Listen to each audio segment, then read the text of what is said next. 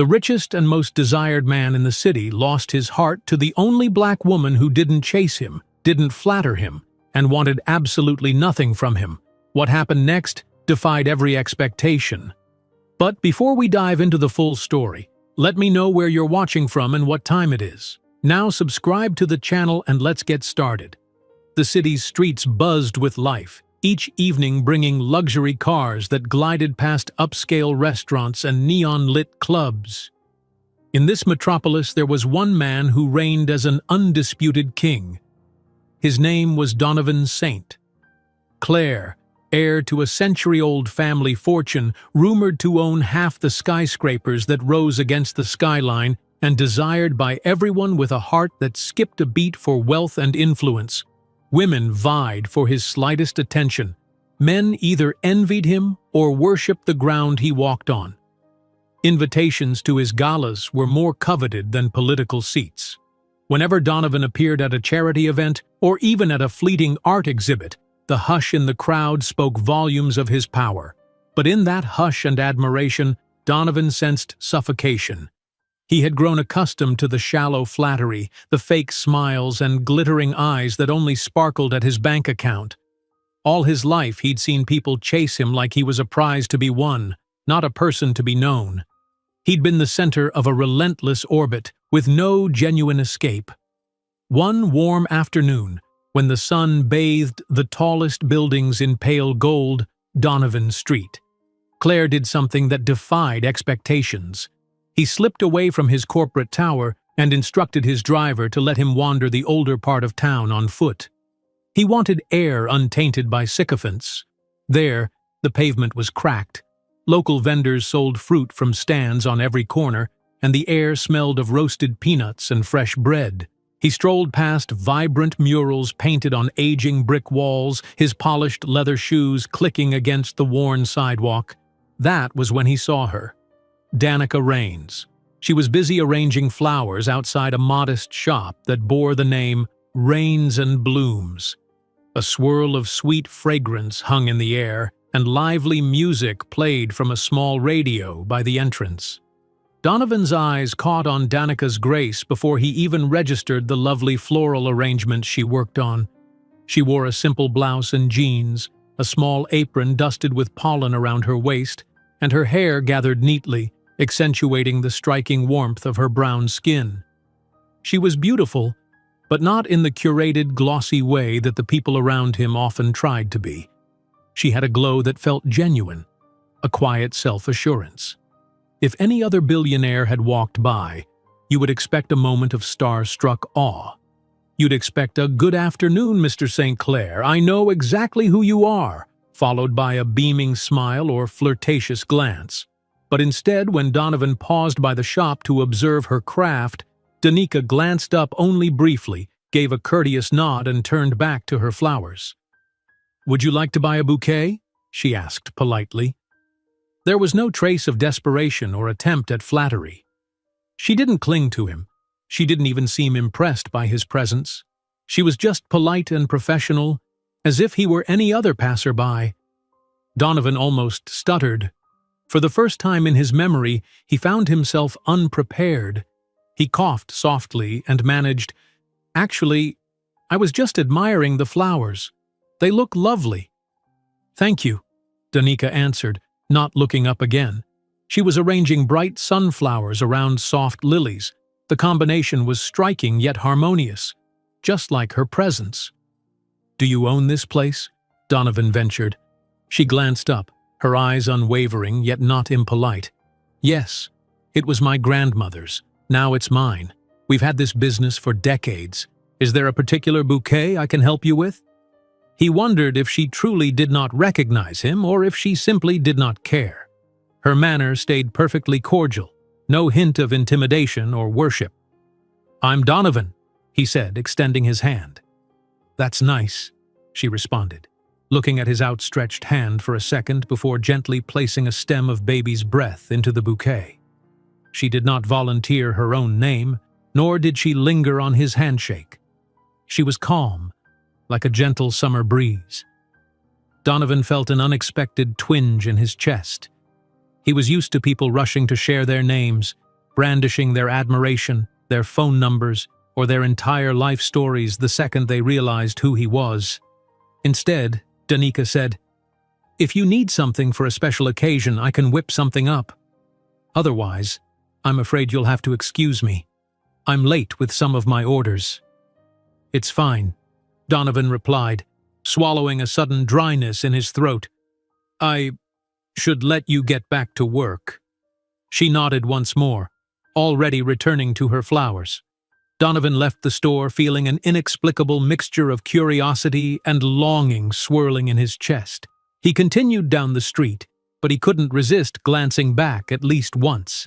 Danica was still working, focusing on trimming stems and selecting ribbons, entirely unaware, or simply uninterested, that the wealthiest man in the city had just been in her shop.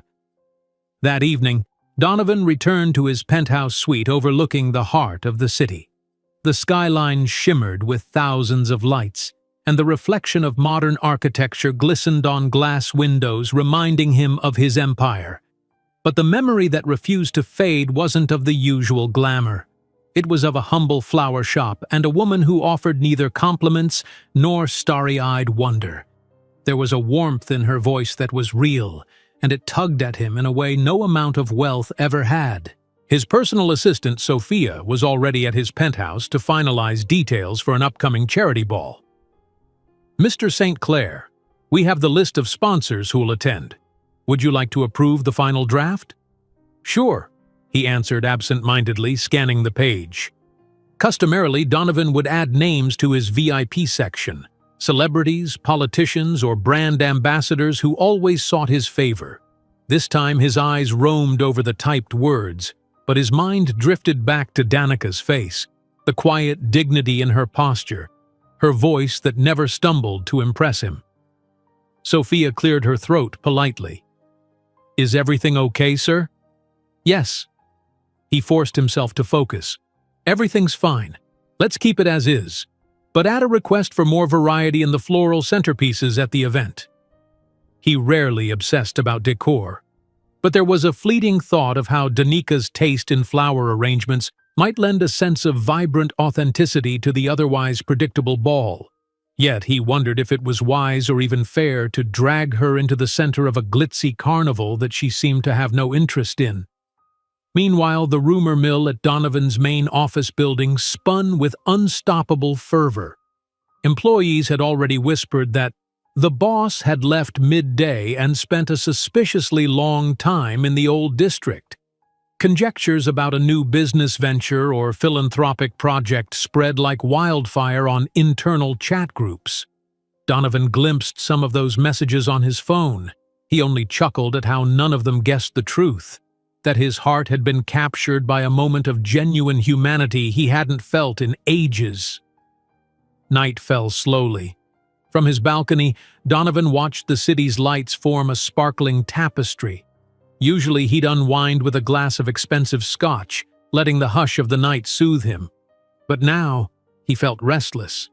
He scrolled through social media, half hoping to see if Danica or her shop had any online presence. That was a foreign sensation. Him, the man who could have nearly anything he wanted, uncertain and almost shy about making contact. A glance at the time told him it was after 10 p.m. The distinctive chime of his phone startled him. An incoming call from an unknown number. Might be one of those social climbers or a random business pitch. He hesitated, then answered. "Is this Donovan Street?" "Claire?" said a voice, female but not Danica's. "Yes. May I ask who's calling?" "It's Ramona, Danica's cousin. I handle some of her deliveries." His pulse quickened at the mere mention of Danica's name. Yes, Ms. Ramona. How can I help you?" "Danica found a jacket you left at her shop earlier," Ramona lied smoothly, though Donovan instantly knew it couldn't be true. He hadn't left any jacket behind. "She said if it's yours to come by tomorrow and pick it up. That's it." Then the call ended abruptly, leaving him perplexed. Jacket or not, it was a sign. She was either returning an imaginary item to lure him in, or she had no idea that her cousin had called. But the prospect of returning to the shop seeing Donica again made his heart pound. He was thrilled and strangely anxious, two sensations he rarely felt. He let out a breath he didn't realize he'd been holding. "So, she's going to see me again, whether she wants to or not," he murmured to himself, a wry smile forming. Because if Donica truly wanted absolutely nothing from him, why would her cousin call? Uncertainty teased him, and he found that for the first time in a long while, he couldn't predict the next move. He had soared in business negotiations, winning hearts and minds as easily as he signed checks. But with Donica, he was unsure if the next day would bring him a step closer to her mysterious world, or push him away entirely. The following morning, Donovan rose earlier than usual. He pressed through his pre-work routine, jog, shower, quick glance at emails, while a persistent undercurrent of anticipation pulled his thoughts back to that phone call. A jacket he supposedly forgot? No, he hadn't worn one yesterday, yet he dressed with more care than he'd admit, selecting a casual but refined outfit that would blend with Old Town's low-key vibe. Gone was the tailored suit and tie. In its place, a simple navy polo and chinos, his watch the only detail that silently boasted his status. He arrived at Rains and Blooms just as the sun crested the rooftops. The store's painted sign, faded but charming, seemed to greet him warmly, like a longtime neighbor. Through the glass, he spotted Donica. She stood behind a display of vibrant peonies, deep in concentration, tying ribbons around stems. Donovan inhaled before pushing the door open, bracing himself for another brush with her cool poise. A small bell tinkled at his entrance. Donica looked up, recognized him, and paused with the slightest lift of her eyebrow. Still no wide smile or bright greeting. "Hello," she said in a neutral tone. "I see you found your way back." Donovan cleared his throat, stepping closer. "Yes, your cousin Ramona said there was a jacket I might have left here." Her left brow rose a fraction higher, and her hands busied themselves adjusting the ribbons. "A jacket," she repeated, voice calm. "Could you describe it for me?" He tried not to sound flustered. "Well, I must admit I was confused by the call. I didn't leave a jacket behind," he confessed softly. "But I got the feeling maybe your cousin just wanted me to come here?" Donica finally met his gaze fully. For a moment, Donovan glimpsed something flicker behind her eyes. Curiosity or mild annoyance? He couldn't tell. "Ramona likes to do things her own way," Donica murmured. "Apologies if that wasted your time." Her quiet composure threw him off balance again, so Donovan forced an easy smile. "No apology needed. I'm happy to be here. Actually, I've wanted to buy some flowers today." He hoped that wouldn't come off as contrived. "I'm hosting a small lunch for a few associates tomorrow, and I'd like something unique for a centerpiece." She considered him carefully, then nodded. "We have a fresh order of burgundy carnations and soft lisianthus that might work well together. Or if you're looking for something more dramatic, the new stargazer lilies are also an option. What's the venue like?" Donovan explained that the lunch would happen in an understated courtyard. Something that strikes a balance, elegant but not showy, simple. Real. Her expression softened just a bit. "I have some ideas," she said, turning to gather a selection of flowers from buckets. Her movements were brisk but graceful, each stem carefully chosen. Donovan watched her skillful hands more than the blooms themselves, admiring how gentle yet confident she was, like an artist with a brush. In that moment, he realized how rare it felt for him to be so captivated by someone else's craft. She set the flowers on the counter. "I can arrange a mid-sized centerpiece in muted tones, accented with subtle pops of color. Should be ready by tomorrow morning if that suits your schedule?" "That's perfect. Thank you," he hesitated. "I can pay now or whenever you pick it up is fine," she replied. She reached for a small order pad, scribbled the details, then tore the paper and handed it to him. "Just so we keep track." As he took the slip, his fingertips brushed hers, and an electric jolt spiked in his chest. She withdrew her hand almost instantly, her gaze flicking away. Donovan cleared his throat again, reminding himself not to pry. "So, Ramona, does she work here often?" "Mostly deliveries. She's my cousin on my father's side," Danica responded. "She handles the van when I'm short on time. She can be impulsive, which you've seen." He nodded, not sure how to smoothly shift the topic to Danica herself. "And you grew up around flowers? This shop was your grandmother's, right?" She nodded, a gentle smile drifting onto her lips at the mention of her grandmother. "I was 5 when I started helping her water the plants.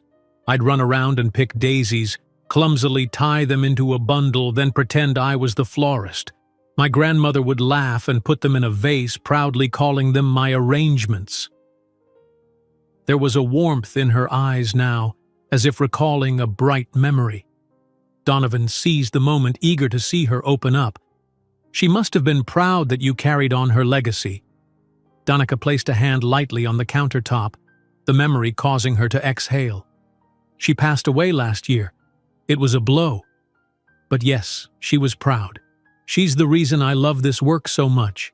His voice softened instinctively. "I'm sorry for your loss." She acknowledged his sympathy with a brief nod, but no further detail. Letting the subject settle, Donovan ventured a step toward the display. "You have some amazing arrangements," he said with sincerity. "I've only ever seen florals treated as ornaments, accents at big events. Here, I don't know. It's like each bouquet has a personality." He caught the tiniest quirk at the edge of her mouth, a near smile. "I try. Flowers carry emotions, hope, celebration, comfort, even heartbreak. Every color, every shape matters." She paused, returning to that earlier poise. "Anyway, your arrangement will be ready by 10 tomorrow morning." Donovan was tempted to linger, but the intensity of her directness kept him from overstepping. With a courteous dip of his head, he said, "Then I'll be here by 10. He walked out, the bell chiming behind him. Exiting into the bright morning sun, Donovan was struck with the realization that Danica never asked for his last name, or seemed to care. He'd introduced himself as Donovan, nothing more, and she let that stand. A sense of both relief and surprise washed over him. He'd never found it so easy to talk with someone who demanded so little. Word spreads rapidly when it's about Donovan Street. Claire, especially among the social elite. That evening, a hush of speculation settled around certain dinner parties.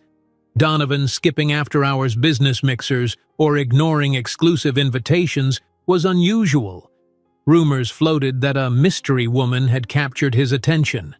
The hush was subtle but certain, like the rustle of fabric behind closed doors. Sophia, Donovan's assistant, picked up on this shift immediately. She'd known him long enough to sense when something tugged at his focus. Scheduling a last-minute meeting with him that night, Sophia delicately navigated the conversation.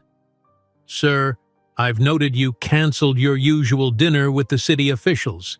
Anything you'd like me to reschedule?" "No, it's fine," he said simply, scanning a file. "We'll handle them next week. I've got different priorities right now." Sophia eyed him carefully. "Of course. Priorities indeed. I noticed you've placed an order for a custom floral arrangement. That's new." Donovan gave a non-committal shrug, trying to appear indifferent. "Just wanted something special for a small lunch." His assistant nodded slowly, clearly unconvinced that it was merely a random impulse. "Well, I'll note that you'll be tied up tomorrow morning. At 10, yes?" He caught her meaningful tone and smiled faintly. "Yes, Sophia. Thank you." Meanwhile, across town, Ramona and Danica's conversation took a heated turn. Ramona had just finished running deliveries for the day and now confronted Danica near the shop's back entrance. "Did you see him? You see Donovan come back?" Her voice teemed with excitement. "What did he say? He's obviously sweet on you, right?" Danica rolled her eyes, exasperated. "Ramona, You lied to him about a jacket. You practically pushed him into the shop. Don't do that again." Ramona grinned impishly. "Girl, sometimes you need a little push for romance to happen. The man is dreamy and loaded, and you—" She squeezed Danica's shoulders as if to pry a confession out. "Why aren't you letting yourself enjoy this?" Danica shook her head. "Because I don't chase men. You know that. Besides, guys like him—" She let out a breath. "I can't deal with that world." Ramona's grin softened. She knew her cousin's fears. Knew Danica's father had taught her to be wary of men with easy charm or grand promises. "Don't shut the door just yet. You never know who might be real underneath the fancy exterior." Danica sighed. "Look, if he wants flowers, I'll sell him flowers, but nothing else, okay?" She locked eyes with Ramona. "No more stunts." Ramona shrugged. "Sure, no more stunts. Unless you two still need a little nudge," she teased, ducking away before Danica could protest further. Alone in the quiet alley, Danica felt her heart flutter at the memory of Donovan's gentle voice, his fascination with the simplest details. She'd refused to let it sway her, but something about him had stirred a chord. She told herself it was just curiosity. She had no intention of entertaining fantasies about a man like Donovan Saint. Claire, if indeed that was his full name. She suspected he was from wealth, but she'd lived long enough to see how some people used money and power like weapons or illusions. Still, for someone used to flattery, Donovan had seemed refreshingly open. Real, even. Danica brushed off the thought. She had more pressing concerns, like paying her rent, managing her supply orders, ensuring the bank didn't crush her under the weight of the shop's old debts. No matter how kind Donovan's gaze, her life was about survival, not daydreams. The next day, at exactly 10, Donovan returned. True to her word, Danica had prepared a centerpiece so lovely that even the other patrons in the shop paused to admire it. She'd combined neutral flowers, ivory roses, palest carnations, cream hydrangeas, with small bursts of plum blossoms and eucalyptus sprigs, soft, refined, with subtle drama. "It's exquisite," Donovan murmured, leaning in to catch the floral scent. "Better than anything I expected." Danica acknowledged his praise with a small, modest nod. "Thank you. Glad you like it." He glanced around, noticing that a couple of customers queued behind him, waiting to be served. "I'll let you get back to work," he said quietly.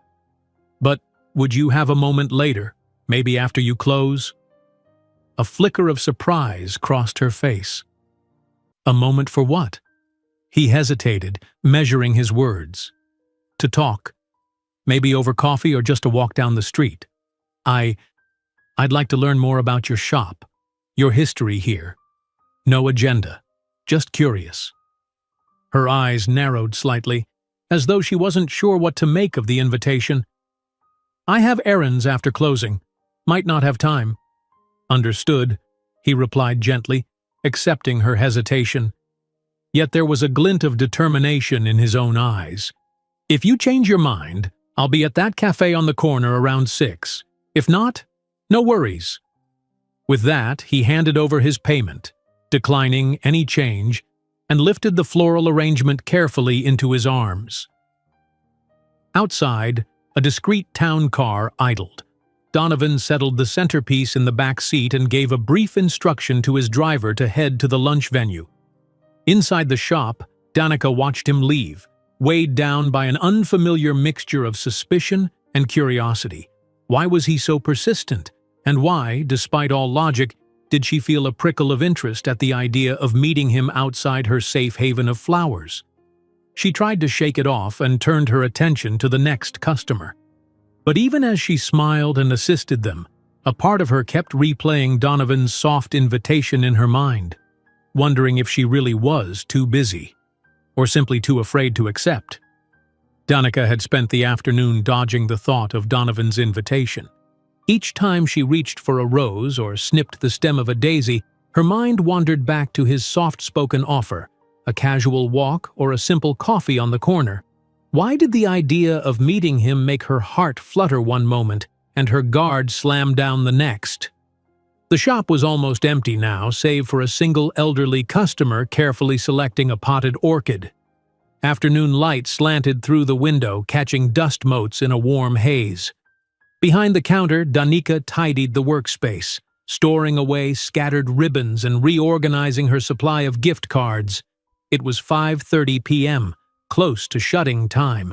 The question echoed again in her head. Go or don't go? Ramona's cheerful voice sliced into her thoughts. Come on, cuz. Just do it. She leaned against the doorway that separated the shop from the small back office. The man personally said he'd be at the cafe at 6, right? He's probably halfway ordering a cappuccino by now, tapping his foot, thinking you'll stand him up. Danica kept her eyes on a stack of receipts she was counting. You promised me no more stunts, Ramona. Girl, this isn't a stunt. I'm just stating facts. He's a grown man stepping out of his comfort zone to see if you'd share your time. What's the harm in giving him a few minutes? He's different, Danica admitted quietly. But that doesn't mean I want to waltz into something complicated. Ramona's face softened.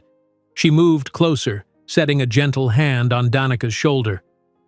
You've been running everything on your own for months now. The shop, the old debts, taking care of people's weddings and heartbreak flowers day in and day out. When's the last time you even paused for yourself? Danica's chest felt tight. She allowed her cousin's words to sink in. Indeed, it had been a long time since she'd done anything purely for herself, unconnected to the shop or her customers. Okay, she murmured at last, almost surprising herself. I'll go, but I'm not promising anything beyond a polite conversation. The minute I smell nonsense, I'm out the door. Ramona's grin erupted. Yes, that's all I wanted to hear. Before Danica could change her mind, she finished locking up the cash register and took off her stained apron. She grabbed her purse from a hook on the wall, fingers trembling slightly. Then, with a last glance at Ramona, she stepped outside.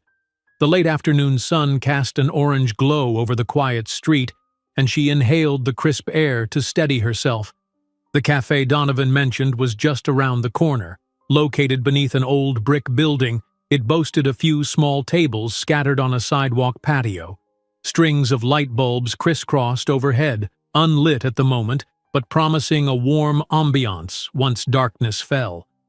Danica slowed her pace as she caught sight of Donovan seated at a table outside. He hadn't seen her yet.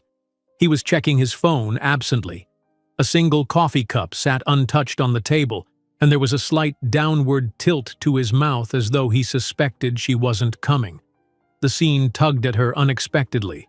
This was a man used to private drivers, lavish parties, and constant attention, waiting patiently for someone who offered him none of those things. Clearing her throat, Danica stepped forward. "You're going to let that coffee get cold," she teased gently. Donovan's head snapped up. Relief lit his eyes, followed by a quiet warmth. "I was worried you might not show," he confessed, standing in a small gesture of courtesy. "But I'm glad you did." She slid into the metal chair across from him, ignoring how her pulse seemed to tap a quicker rhythm now that they were face to face. "So, here I am," she said lightly, "though I admit I'm not entirely sure why." Donovan sat again, resting his hands on the edge of the table. "I told you, I wanted to talk, properly.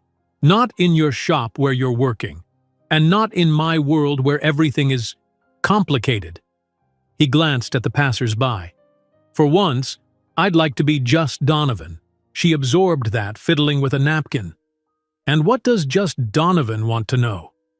He smiled, a tinge of bashfulness beneath it. "Everything you might be willing to share about yourself. How you started Rains and Blooms. How you learned to create arrangements that feel like they have life instead of just color." She gave him a level look, half amused. "That's a big question. You sure you want me to talk your ear off about horticulture and small business struggles?" His answer was immediate and earnest. "I'm all ears." The sincerity in his voice nudged her reservations aside, at least for the moment. Taking a breath, Danica told him about her grandmother's devotion to healing through flowers, how each bloom was chosen not just for appearance but for a specific emotion or memory. She mentioned her father's gentle guidance in business matters before he passed, leaving her to juggle the responsibilities alone. She even admitted that the shop was heavily in debt, courtesy of old loans and expansions that never fully recouped costs. Through every word, Donovan listened without interrupting, asking only small clarifying questions. Unlike others who offered unsolicited advice or shallow pity, he seemed genuinely focused on hearing her story. At times, a flicker of admiration dawned in his gaze, as if he'd never truly understood the weight on a florist's shoulders. While Danica spoke, a breeze ruffled her loose strands of hair. She realized minutes had passed and she'd hardly let him speak. "Oh gosh, I'm sorry," she said, leaning back. "I've been rambling. Why don't you tell me about you?" A wry smile shaped his mouth. "Me? It's not as interesting. I grew up in a family with resources. My father made certain I understood business from a young age. I attended the best schools, had the best mentors." A pause, then a slight lowering of his voice. "People think it must be glamorous, but I've seen a lot of ugliness come with that money. I guess that's why I needed a break the other day. I wanted to see life where people aren't chasing me for favors or connections." Danica tilted her head, intrigued by his candor. "So you walked into the old district and my shop because you were looking for something real?" "Yes," he exhaled, a faint laugh at how direct that sounded. "I guess so. And you, Danica? You didn't try to flatter me or get anything from me?" It was refreshing. She studied him with measured calm. "You might find that some of us don't have time for flattery. We're too busy hustling to survive." Donovan's nod was solemn. "I respect that." Silence fell for a moment, comfortable in an odd way. Eventually, he gestured to the cafe door. "Can I get you something? Coffee? Or maybe an iced tea?" "Sure," she replied. "An iced tea would be nice." He left the table briefly, disappearing inside. Danica found herself breathing easier once he was gone, just enough time to think. Her boundaries felt shaky around him. Nothing about him was typical of a cold elitist. Instead, the man who'd come seeking something real had an earnest humility she hadn't expected. When Donovan returned with her tea, he also carried a slice of lemon cake on a small dish. "I wasn't sure if you like sweets, but this is the cafe's specialty." Danica's lips curved. "Thank you." She took a measured sip of her drink, the coolness soothing the dryness in her throat. "So, Donovan, you said you handle big business. I imagine you're used to lavish gatherings and grand philanthropic events. Why bother with me, a simple florist who might never leave this neighborhood?" He set his coffee down, leaning in as though to ensure she heard his next words above the hush of passers-by. "Because I'm tired of shallow acquaintances and orchestrated social scenes, and I'm tired of not feeling seen." He looked directly at her, sincerity bright in his eyes. "With you, I'm not some prize. I can be flawed, a little uncertain. That's a relief, more than I can say." A flicker of empathy tugged at her chest. She understood in her own way what it meant to feel unseen, but the possibility of bridging two wildly different worlds? That still seemed daunting. "You know," she said slowly, "people like you come and go around here, slumming it for a day or two before they return to the glass towers. They want a taste of normalcy, then they vanish." Donovan winced, acknowledging the truth of that pattern. "I'm not playing tourist," he said firmly. He paused, grappling with words. "I can't promise I won't be busy in that glass tower, but I'd like to spend more time here, if you'll let me." She hesitated, letting the silence speak for her doubts. Finally, she released a soft breath. "Look, I appreciate your honesty. It's just, I have to protect myself, Donovan. I don't know if you can truly understand what it feels like to be, well, overshadowed by someone's wealth. He nodded, drawing a circle on the table's surface with his fingertip. I can't claim to know exactly what it's like, but if you gave me the chance, I'd hope to show you that money doesn't define me. She studied him, the last glow of sunset reflected in his eyes. For a fleeting second, all of downtown seemed to pause. The hiss of an espresso machine inside, the hum of a bus passing by, the murmur of strangers. She realized she wanted to believe him. "What if I say yes?" she murmured. "What does that even look like?" He smiled. "For now, maybe it means a few more cups of coffee when your schedule allows. Or even letting me help at your shop if you ever need an extra hand." Seeing her brows lift in incredulity, he chuckled. "I'm serious. You said you're short-staffed and juggling deliveries. I'm no floral expert, but I can carry boxes." Danica felt the corners of her mouth tug upward in a genuine grin. "I can't imagine, Donovan. Sorry, you never gave me a last name. Unloading flower crates." He matched her grin, though she noted how carefully he sidestepped the mention of his name. "Then let's just keep it as Donovan.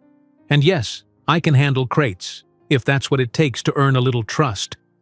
She laughed softly, sipping her tea. "All right, I guess you can start by walking me home. It's not far." His entire face brightened. "I'd be honored." They finished their drinks, Danica savoring the sweet tang of lemon and sugar, Donovan draining his cold coffee. As they stood, he insisted on taking the small plates and cups back to the cafe counter, a gesture she appreciated more than she expected. Then, side by side, they set off on the sidewalk that wound between old storefronts and modest apartments. He fell into step with her easily, offering the occasional wave to local vendors who recognized her from the shop. When they reached her building, a quaint 3-story with a chipped green door, Danica paused. "So, thanks for the iced tea. And the conversation." Donovan dipped his head in acknowledgement, fighting the urge to look overly eager. "Thank you for accepting my invitation. I'll see you around." She bobbed her head once, a shy warmth fluttering in her stomach. "Yeah, around." With a subdued smile, she turned, fished her keys from her purse and disappeared through the doorway. As the latch clicked behind her, she leaned against the door's worn frame. Her heart pounded like a slow, steady drum. She hadn't felt like this she didn't even recall. It was refreshing and terrifying all at once. Outside, Donovan stood on the stoop for a lingering moment. A sense of elation, calm and confusion all wove together. He exhaled into the hush of the growing evening and strolled back to his waiting car parked down the block. Though the day had ended, something about it felt like a new beginning, one neither of them had quite expected. Donovan spent the following week balancing the demands of his business empire with a new, unusual pull back to the shop in Old Town. It felt strange to juggle conference calls with major investors, then slip away in the late afternoon to help Danica unload a van of fresh flowers. Yet every time he stepped onto that worn sidewalk, every time he inhaled the comforting scent of lilies and sunflowers, a part of him exhaled the stress of board meetings and endless PR events. He discovered that Danica was not easily impressed. If anything, the more he tried to show her he was a real person beneath the wealth, the more she pushed back, testing his sincerity. She rarely asked him about his world. Their chats revolved around flowers, her grandmother's stories, the customers who strolled into the shop. Donovan found it endearing and refreshing that the typical pomp of his life barely made a cameo in hers. One sunny Thursday, Donovan arrived mid-afternoon, still dressed in a crisp shirt and slacks from a corporate gathering he couldn't escape. He slipped inside rains and blooms with as little fanfare as a man like him could manage. Danica stood at the counter, arranging bold red roses into a get-well bouquet. Robin's egg-blue ribbons trailed from her hands, half-tied. She glanced up when he entered, a small quirk at the corners of her mouth hinting at welcome. "You're early. I thought you'd come by after 5, she said, her tone easy. He managed a half-smile. Got through my meeting quicker than expected. Thought maybe you'd need a hand before closing." Her eyes traveled over his expensive dress shirt, almost making him self-conscious. "You sure you want to risk wrinkling that fancy ensemble by lifting crates?" He shrugged, lightly resting his hands on the counter. "It's just a shirt." That answer made her laugh under her breath, an unguarded, melodic sound he always found himself wanting to hear more of. A voice emerged from the back. "He here already?" Ramona stepped in, carrying a small box of new vases. Seeing Donovan, she raised her eyebrows. "Wow, those clothes! Didn't you say your big business world was crazy today?" Donovan lifted a brow at Danica's cousin. She'd become something of a friend, or at least an enthusiastic observer, since that first lost jacket stunt. "I survived the craziness. Now I'm here to see if you have anything that needs delivering." Ramona set the box down. "Well, actually, we do have 2 drop-offs to a nearby wedding chapel. Small ceremony tomorrow morning.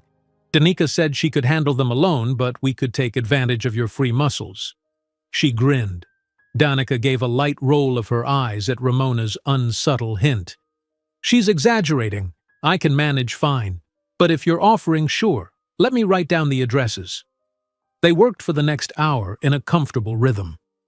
Donovan carefully loaded the van with white hydrangeas, roses, and baby's breath for the wedding arch, while Danica gathered smaller centerpieces. Ramona handled the shop in the meantime.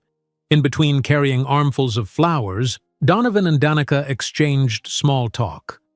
"You look tired," she remarked at one point, resting her elbow on the van's edge as he lifted a box. He inhaled, a sweat beading on his brow from the unseasonable warmth. "It's been a stretch of long nights. Business issues piling up." He stopped to wipe his forehead. "But this helps me clear my head."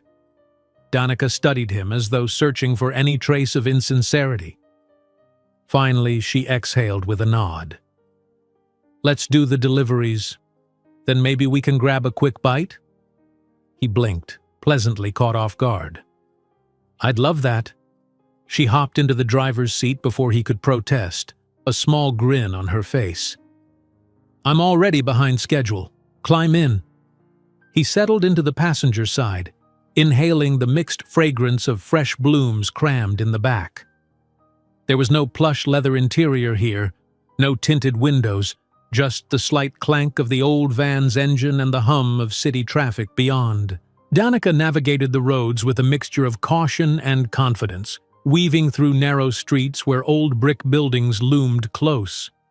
As they drove, Donovan asked about her day, and she recounted a meltdown from a bride who changed her color theme at the last minute, forcing Danica to scramble for the right flowers.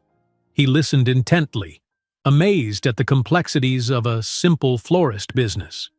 They arrived at the wedding chapel, an airy white building with rose bushes planted by the entrance. The staff welcomed Danica with warmth, clearly on good terms with her. As she directed Donovan in unloading the van, he noticed how her demeanor changed in front of clients, professional, steady, and reassuring. "You've got a knack for dealing with nervous brides," he commented softly, transferring a vase carefully. Danica's mouth curved in a faint smirk. "If you saw how many anxious phone calls I get in a week, you'd think I was a therapist, not a florist." She positioned a large arrangement of hydrangeas near the chapel's door, then turned to him, satisfied. "All right, that should do it. Let's head out." They hopped back in the van. Donovan's phone began to buzz, and he glimpsed the caller ID, Sophia. He winced. "I should probably take this." Danica nodded, focusing on driving while he answered. From the one-sided conversation, she gathered something about an urgent project, possibly an investment deal, all wrapped in coded formal language. "All right, yes, proceed with the new terms," Donovan said. "And Sophia, try to push the next meeting to tomorrow afternoon. I'm occupied at the moment." A quick, polite sign-off followed. He slipped the phone back into his pocket with a tight sigh. "Sorry." "No need to apologize," she replied, though there was a gentle question in her tone.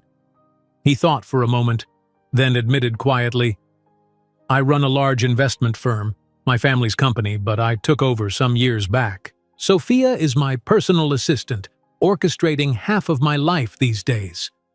Danica gave a small nod, as if that piece of the puzzle confirmed the scale of his responsibilities.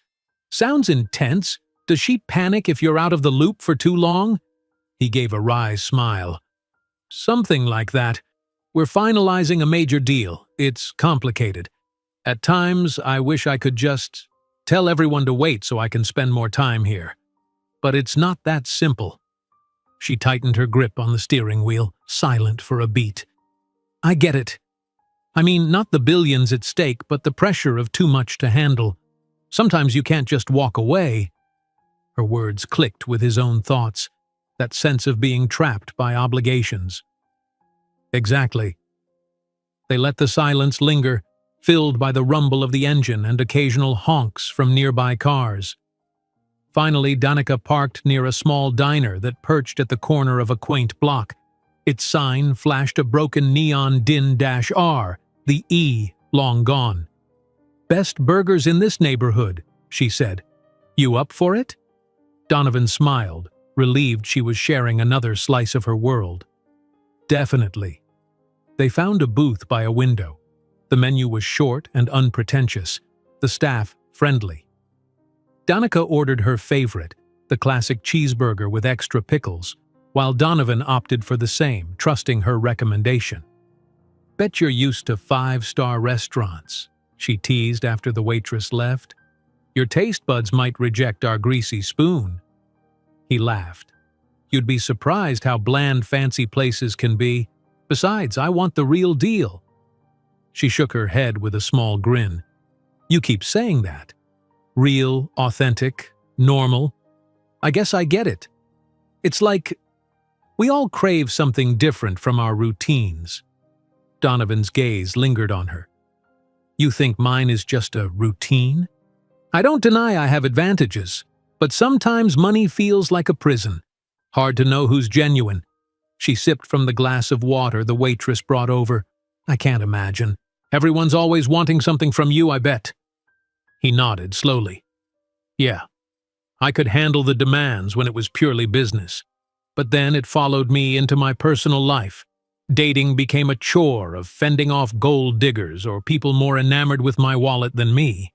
I started building walls I didn't even realize. Until...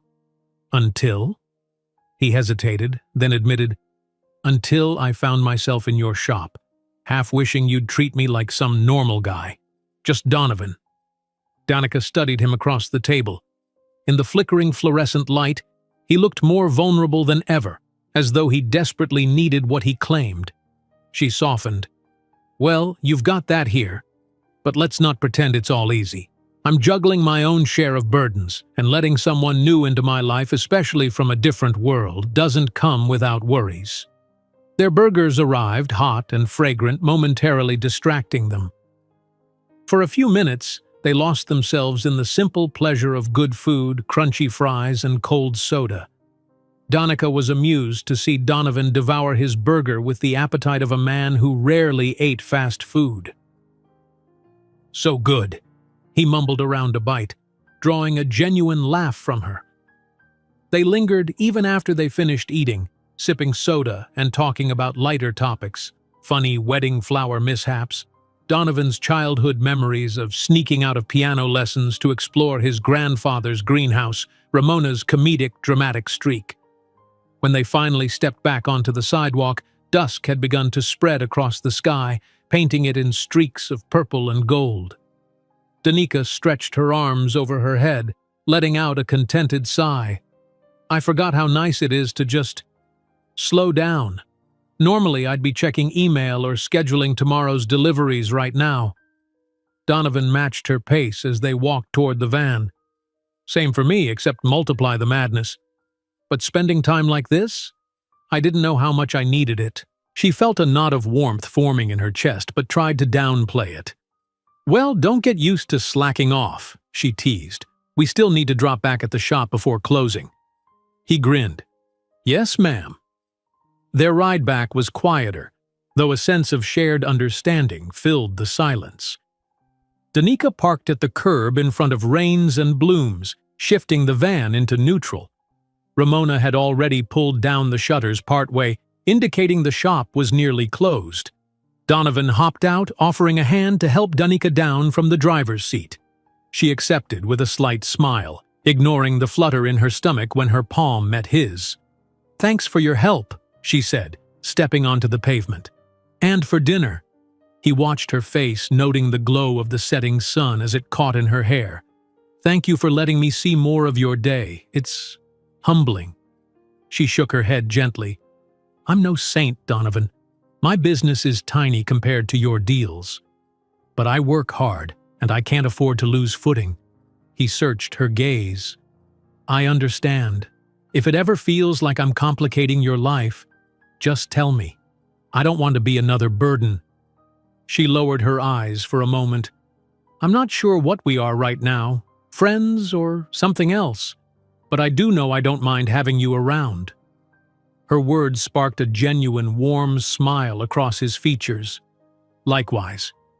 They lingered on the sidewalk under the dim glow of a nearby street lamp, wanting to prolong the moment.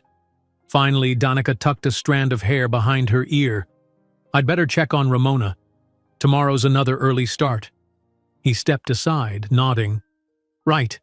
Good night, then." Before she could lose her nerve, Danica took a step forward and placed a light, brief kiss on his cheek. "Good night." She turned on her heel and ducked into the shop, leaving him standing there, a bit astonished and visibly pleased. The warmth of her lips against his cheek remained like a soft imprint, stirring a delicate thrill that no boardroom victory had ever matched. "Night," he whispered to the closed door, heart thumping like a teenager's. Above him, the city sky was faintly dotted with stars, rare for this urban sprawl. He thought about how stars managed to shine despite all the ambient light that tried to dim them. In a quiet parallel, he recognized that Danica and the uncomplicated life she lived was becoming a radiant point in his world, one worth guarding no matter how the glare of his other life might threaten to overshadow it. The next few days dawned with a newfound sense of promise, and, for both Danica and Donovan, a growing recognition that they were dipping into unfamiliar waters. It was remarkable how quickly a routine formed. Donovan would handle his calls and conferences through the early afternoon, then slip free, if only for a few hours, to deliver flowers, stock new shipments, or simply linger among the sweet perfume of roses and snapdragons in Danica's shop. But beneath the gentle flutter of this closeness, a storm brewed on the horizon. Like waves gathering strength before they crash, the pressure from Donovan's corporate world was starting to swell, and the tension with it. On a clear Wednesday morning, Danica noticed Donovan's distraction the moment he stepped inside Rains and Blooms. Dressed in a tailored navy suit today rather than the casual attire she'd grown used to, he offered a warm smile that didn't quite reach his eyes. "You look official," she teased, lightly tapping the lapel of his jacket. "Meetings?" He nodded, casting a glance around the quiet shop. "A major shareholders gathering in an hour. I wanted to see you first." He paused, his gaze brushing over the flowers before returning to her. "I can't stay long." She heard the tension in his voice, a tautness that hadn't been there the day before. "Everything okay?" He opened his mouth to answer, but the bell above the entrance jingled sharply, cutting him off. One of Danica's regulars entered with a hurried wave, apologizing as she rushed to find a last-minute bouquet. The interruption broke the moment. Danica pulled away to assist the customer, glancing back at Donovan with a half-apologetic smile. He only nodded in understanding. A few minutes later, once the patron left with flowers in tow, Danica returned to find Donovan checking his phone with a grim expression. The tension from earlier was even more obvious. "What's going on?" she asked quietly. He looked up, exhaled. "I'm sorry. My father's been asking questions." Lots of them about what I'm doing, why I keep adjusting my schedule. He's worried I'm neglecting some big negotiations we have lined up, and on top of that, there's an investor who's hearing rumors about me, wandering the old district a lot." He shook his head, pocketing his phone. "It's complicated." Danica frowned. "I don't understand. Wandering the old district is suddenly a scandal?" He managed a soft laugh. "For them, yes. My life, or at least my public image, has always been curated. Where I go, who I'm seen with, it's all measured. Investors get spooked if I deviate from that sanitized brand. They think it means I'm losing focus, losing control." "Because you're not living inside their neat little box," Danica said, crossing her arms. "That's ridiculous." His sigh was heavy with frustration. "Ridiculous or not, these people pour millions into our ventures. If they think I'm unpredictable, they can withdraw." She pressed her lips into a thin line.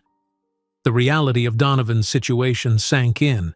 Yes, he was privileged with endless resources, but those resources came tethered to demands. "So what happens now?" she asked gently.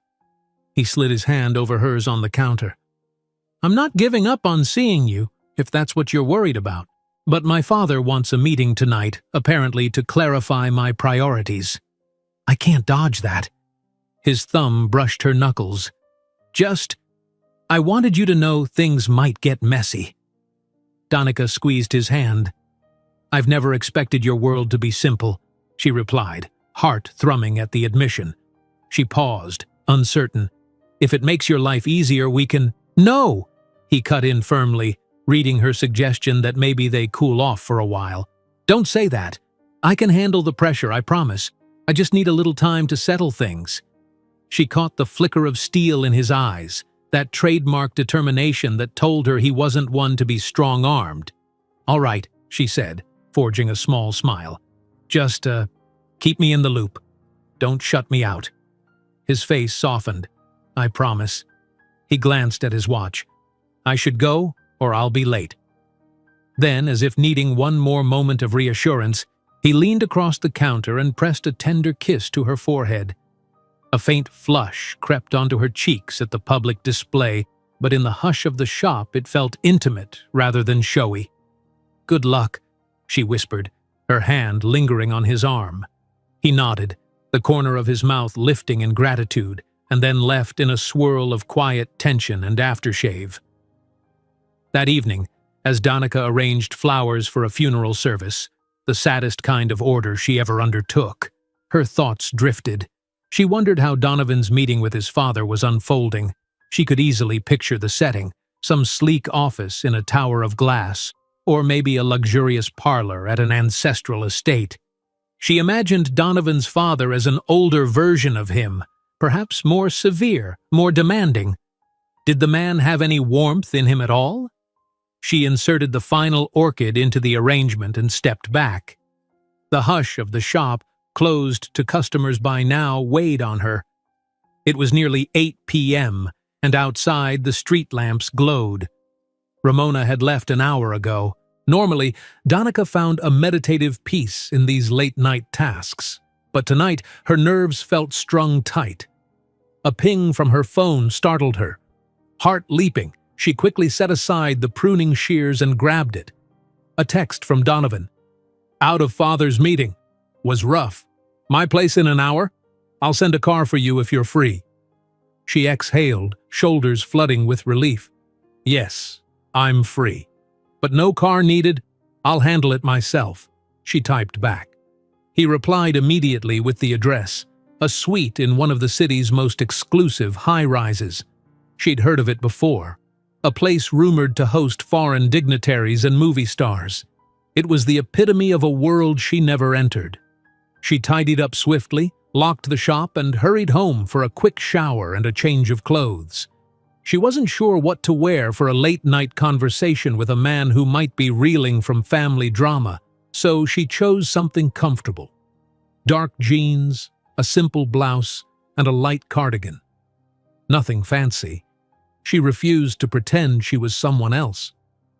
Catching a cab, She stared out the window as the city lights blurred by. She tried to quell the flutter in her chest. Another step into Donovan's realm. For once, she couldn't read what might happen next. At the high-rise, the doorman greeted her politely, verifying her name on a tablet. Evidently, Donovan had left instructions. She stepped onto a plush elevator with mirrored walls, pressed the button for the top floor. As she ascended, the city's skyline revealed itself through the glass panels. She'd never been this high in any building. The elevator doors slid open to a private foyer. Hesitantly, she stepped out. Before she could knock, the double doors at the end of the marble corridor swung open. Donovan stood there, no tie or jacket, just his dress shirt sleeves rolled up. The lines of weariness under his eyes told her everything. "Hey," he greeted softly. She offered a small smile. "Hey, you all right?" "Better now." He stepped aside so she could enter. "Come in." Danica swept her gaze around. The interior was expansive, modern, with floor-to-ceiling windows framing a breathtaking view of the glittering city. The decor was elegant but not ostentatious, a reflection of Donovan's personal style, perhaps. Nonetheless, the size alone made her swallow. It felt almost surreal. She drifted into the living area, noticing subtle touches of warmth, a vase of flowers on a table by the window, a plush gray sofa, a few paintings that hinted at a quiet sophistication. Donovan lingered near her, obviously trying to read her reaction. "Too much?" he asked wryly. She gave a slight laugh. "It's a lot, but it's you." She turned to face him fully. "Do you live here alone?" He nodded. "Technically, my father has his own estate. Sophia sometimes jokes this place is half office, half home, but after tonight I'm wishing it was more of a sanctuary." She studied his expression. Concern tugged at her chest. "What happened at the meeting?" He sank onto the sofa, gesturing for her to join him. She did, noticing how the cushions practically enveloped her. "My father's upset that I'm not managing my time effectively, as he puts it. He wants me to cut personal distractions, like this, us, and focus on finalizing the new deals. We have a major expansion in the works, and he thinks any sign of my personal life is a liability if it's not part of our curated image." The way he said liability stung. Danica's spine stiffened. "So I'm a liability," she repeated, her voice quiet. He dragged a hand through his hair. "No, that's what he says. I told him it's my life, not his PR campaign, but he threatened to step in and override some of my decisions if I don't fall in line. My father, let's just say he wields power in ways that can't be ignored."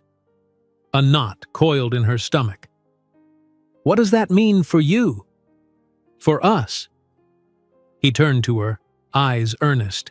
"I don't want it to mean anything for us, except maybe that I have to be more careful. My father doesn't define me. I have controlling shares in the firm, after all. He can't just topple me. But things might get messy." He swallowed. "I just want you to know that if he or anyone from my circle tries to meddle or intimidate you, you can come to me. I'll handle it."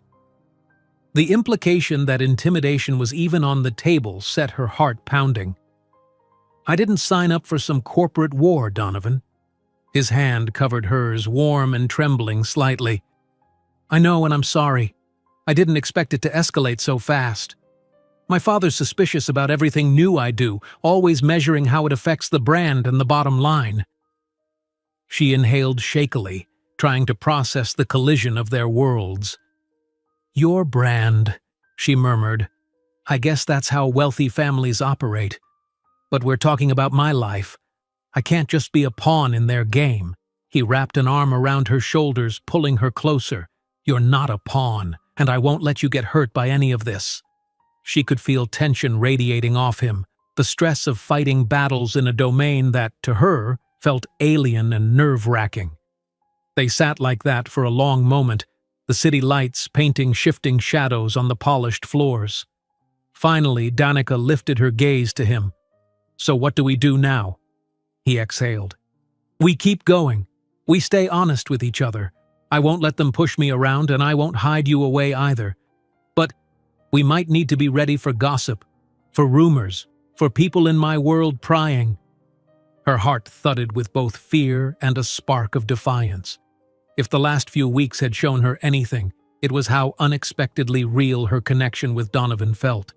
She wanted to see where it led, no matter how improbable it seemed. "All right," she said softly. "I'm not backing off unless you tell me to." His relief was palpable. He brushed his knuckles along her cheek tenderly. "Thank you." She mustered a small, wry grin. "But let's be clear. If your father or anyone else shows up at my shop throwing around threats, I will let them know that I don't scare easily. I grew up dealing with pushy landlords, tough competition, and every possible personal crisis. I can handle myself." A tired but genuine laugh escaped him. "I believe it. God help them if they try." In that moment, their eyes locked, and the tension between them shifted from fear to something deeper, an intimacy forged by mutual resolve. He tilted his head, and she leaned in, meeting his lips gently. For a heartbeat, the swirl of external pressures vanished. There was only the electric warmth passing between them, soft and insistent. When they broke apart, Danica exhaled slowly. "I don't need your world's approval, Donovan. I just need yours. And for you to respect me the way I am." Emotion flashed across his face. "You already have all of that." In the hush of that high-rise suite, they chose to hold on, to each other, to the fragile promise of a love that neither had sought but had somehow found. The city's neon glow framed them, as though capturing a moment suspended outside the demands of both floral deliveries and corporate expansions. Yet behind that glow, they both knew the darkness of potential fallout remained, edging closer with each day. The days that followed brought a delicate balance neither Danica nor Donovan had navigated before. On the surface, life continued much as it had. Danica arranged flowers, managed her deliveries, and weathered the daily dramas of brides, birthdays, and funerals. Donovan juggled meetings, strategized with boards, and ventured into the old district whenever he could, assisting at rains and blooms with a quiet sense of purpose. Yet beneath these ordinary rhythms, tension simmered, like a string pulled taut, ready to snap with one wrong move.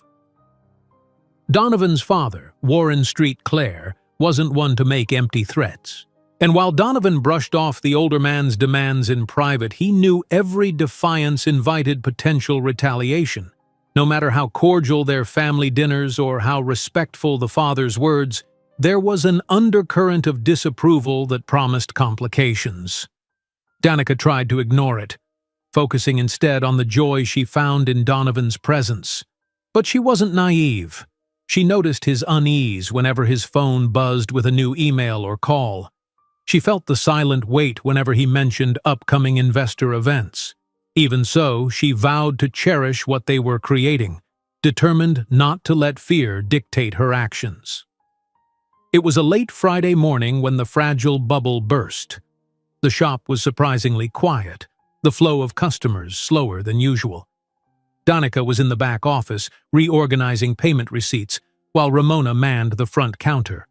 A dramatic thunderstorm had swept in earlier, and the rumble of distant thunder still resonated through the shop's walls. Suddenly, Ramona's voice rose in alarm. Danica? Can you come out here?" Something in her tone put Danica on alert. She emerged to find two unfamiliar men in tailored suits standing by the flower displays. They were scanning the place with casual arrogance. One man, tall and broad-shouldered, wore an impeccably pressed navy suit. His companion, slightly shorter but with a steely glint in his eyes, loitered closer to the counter. Danica's pulse jumped.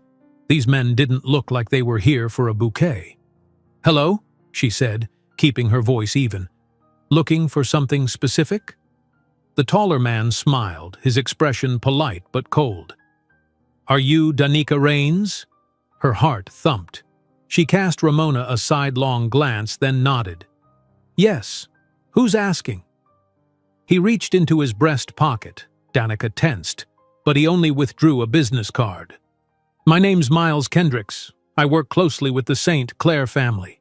My associate here is Cedric Moore. Danica's grip tightened on the edge of the counter. She had braced for something like this, but seeing these men in her shop speaking so calmly still shook her.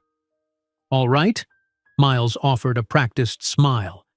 Apologies if our visit seems abrupt. We just thought a personal conversation would be more effective than phone calls. He stepped forward, appearing to survey the flower arrangements with mild curiosity. Mr. St. Clair, Warren Street Clair that is, asked us to drop by and ensure everything is well. He's concerned, you see.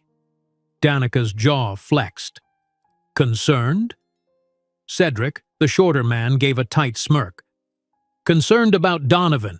Concerned about how quickly he's diverted his attention away from priorities that matter. Ramona's nostrils flared in visible annoyance. And what exactly are you implying? Miles lifted a hand, pretending to soothe. No need for hostility. We're just here to deliver a message, Ms. Raines. Sometimes, when a man like Donovan St. Clair has responsibilities of this magnitude, certain distractions can create upheaval. It can harm both parties if it gets out of hand. Danica drew in a calming breath. So I'm a distraction? Miles inclined his head. That's one interpretation. A pulse of anger burned in Danica's chest. She crossed her arms, meeting his gaze. Let me guess. Warren Street Clair sent you to politely warn me off? Cedric was more blunt. He wants Donovan fully focused on the family's business. Rumors of him spending hours here helping out in a tiny flower shop raise eyebrows, spook investors. Mr. St. Clair hoped we could explain the potential repercussions for you and your little establishment if you keep pulling Donovan away. Danica resisted the urge to snap. She recalled Donovan's warning that his father might try intimidation. She also remembered her own resolve not to be cowed. Ramona moved to her side, arms folded in solidarity. Repercussions? Danica repeated evenly. Is that a threat? Miles shook his head, still smiling. Simply a caution. If Donovan's personal life causes major investors to lose confidence in the firm, Mr. St. Clair has every right to safeguard his empire. That might mean cutting funding to certain charities, withdrawing from local revitalization projects that benefit neighborhoods like yours. He gestured vaguely, as if referencing the entire old district. People here could suffer, and the blame would lie, in part, with you. A flush of fury heated Danica's cheeks. The gall was staggering. So you're saying if I don't get out of the way, your boss will punish this neighborhood? And that'll be on me? That's a simplistic reading, Cedric mused, but not inaccurate. Ramona scowled. Who do you think you are, coming in here acting like the mafia? Miles shrugged, turning his gaze on Ramona with a patronizing tilt of his head. We're problem solvers. We handle issues discreetly so they don't become bigger. We're just giving Ms. Raines the courtesy of a friendly heads-up.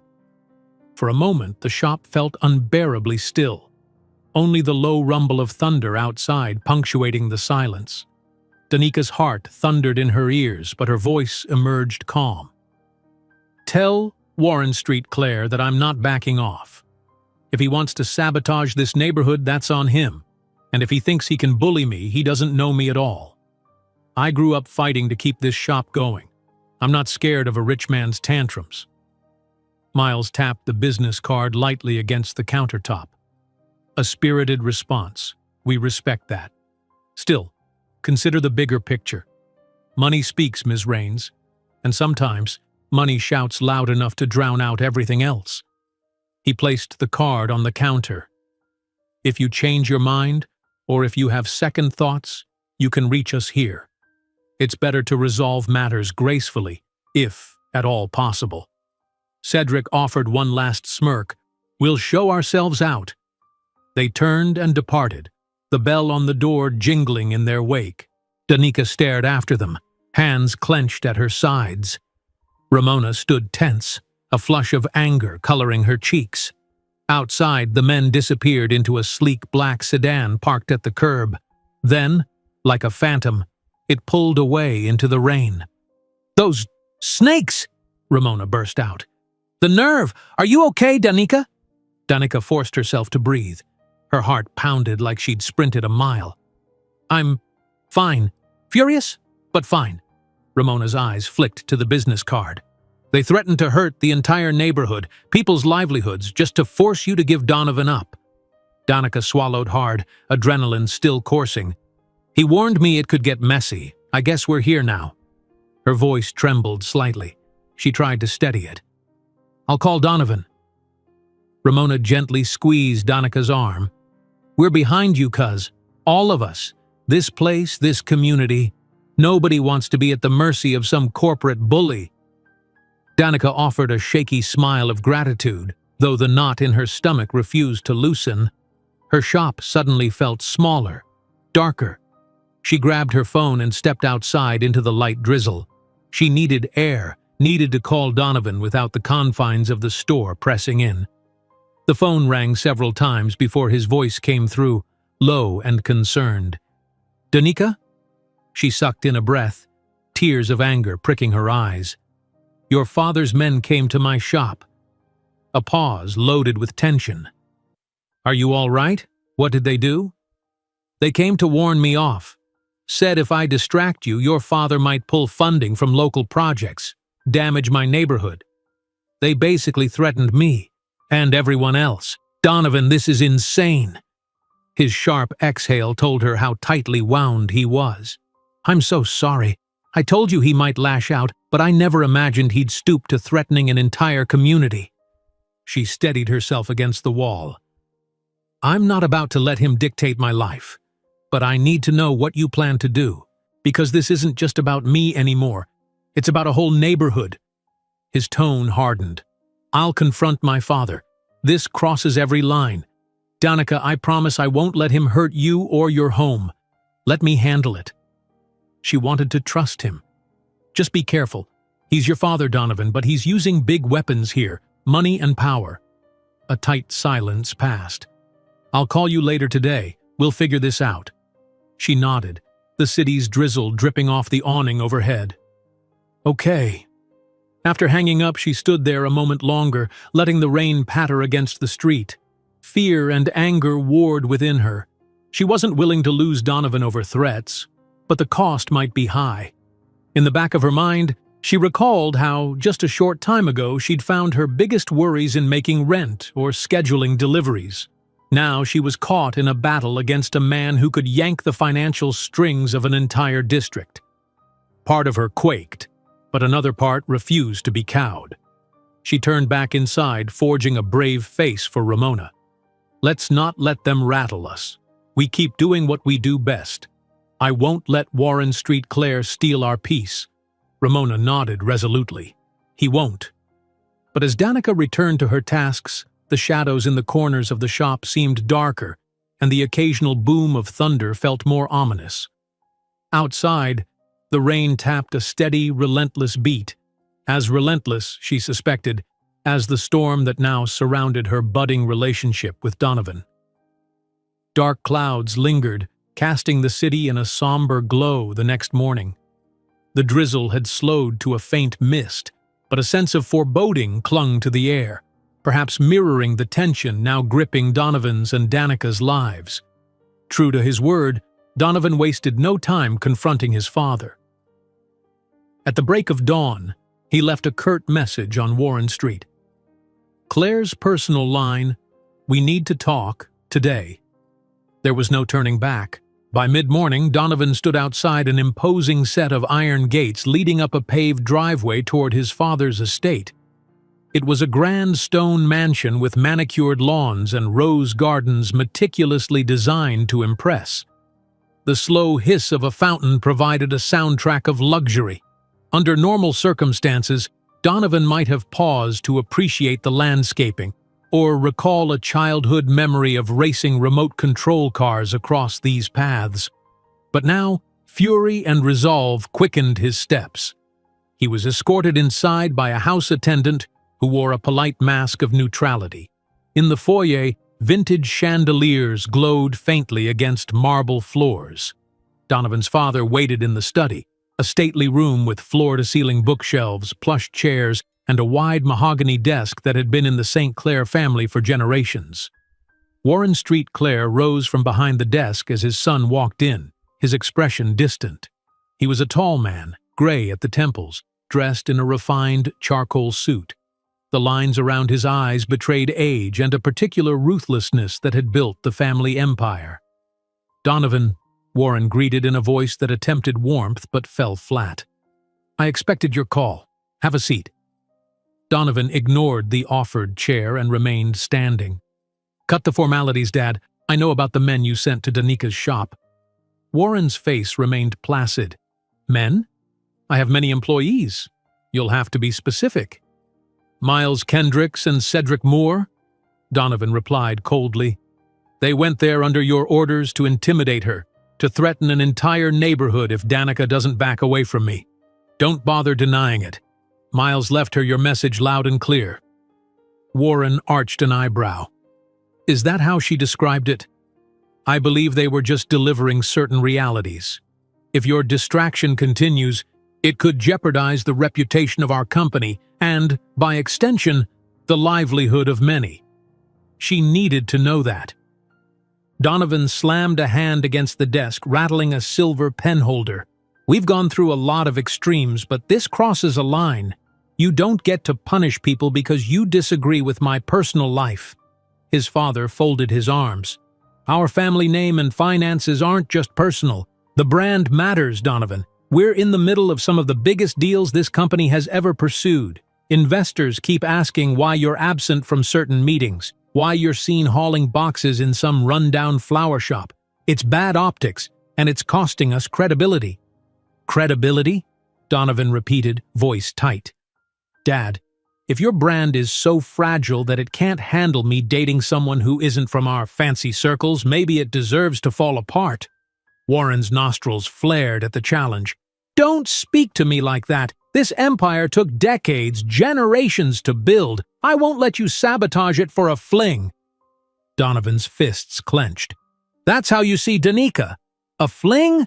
She's a woman He caught himself, swallowing a surge of emotion. "She's important to me. What you did was cruel and unnecessary."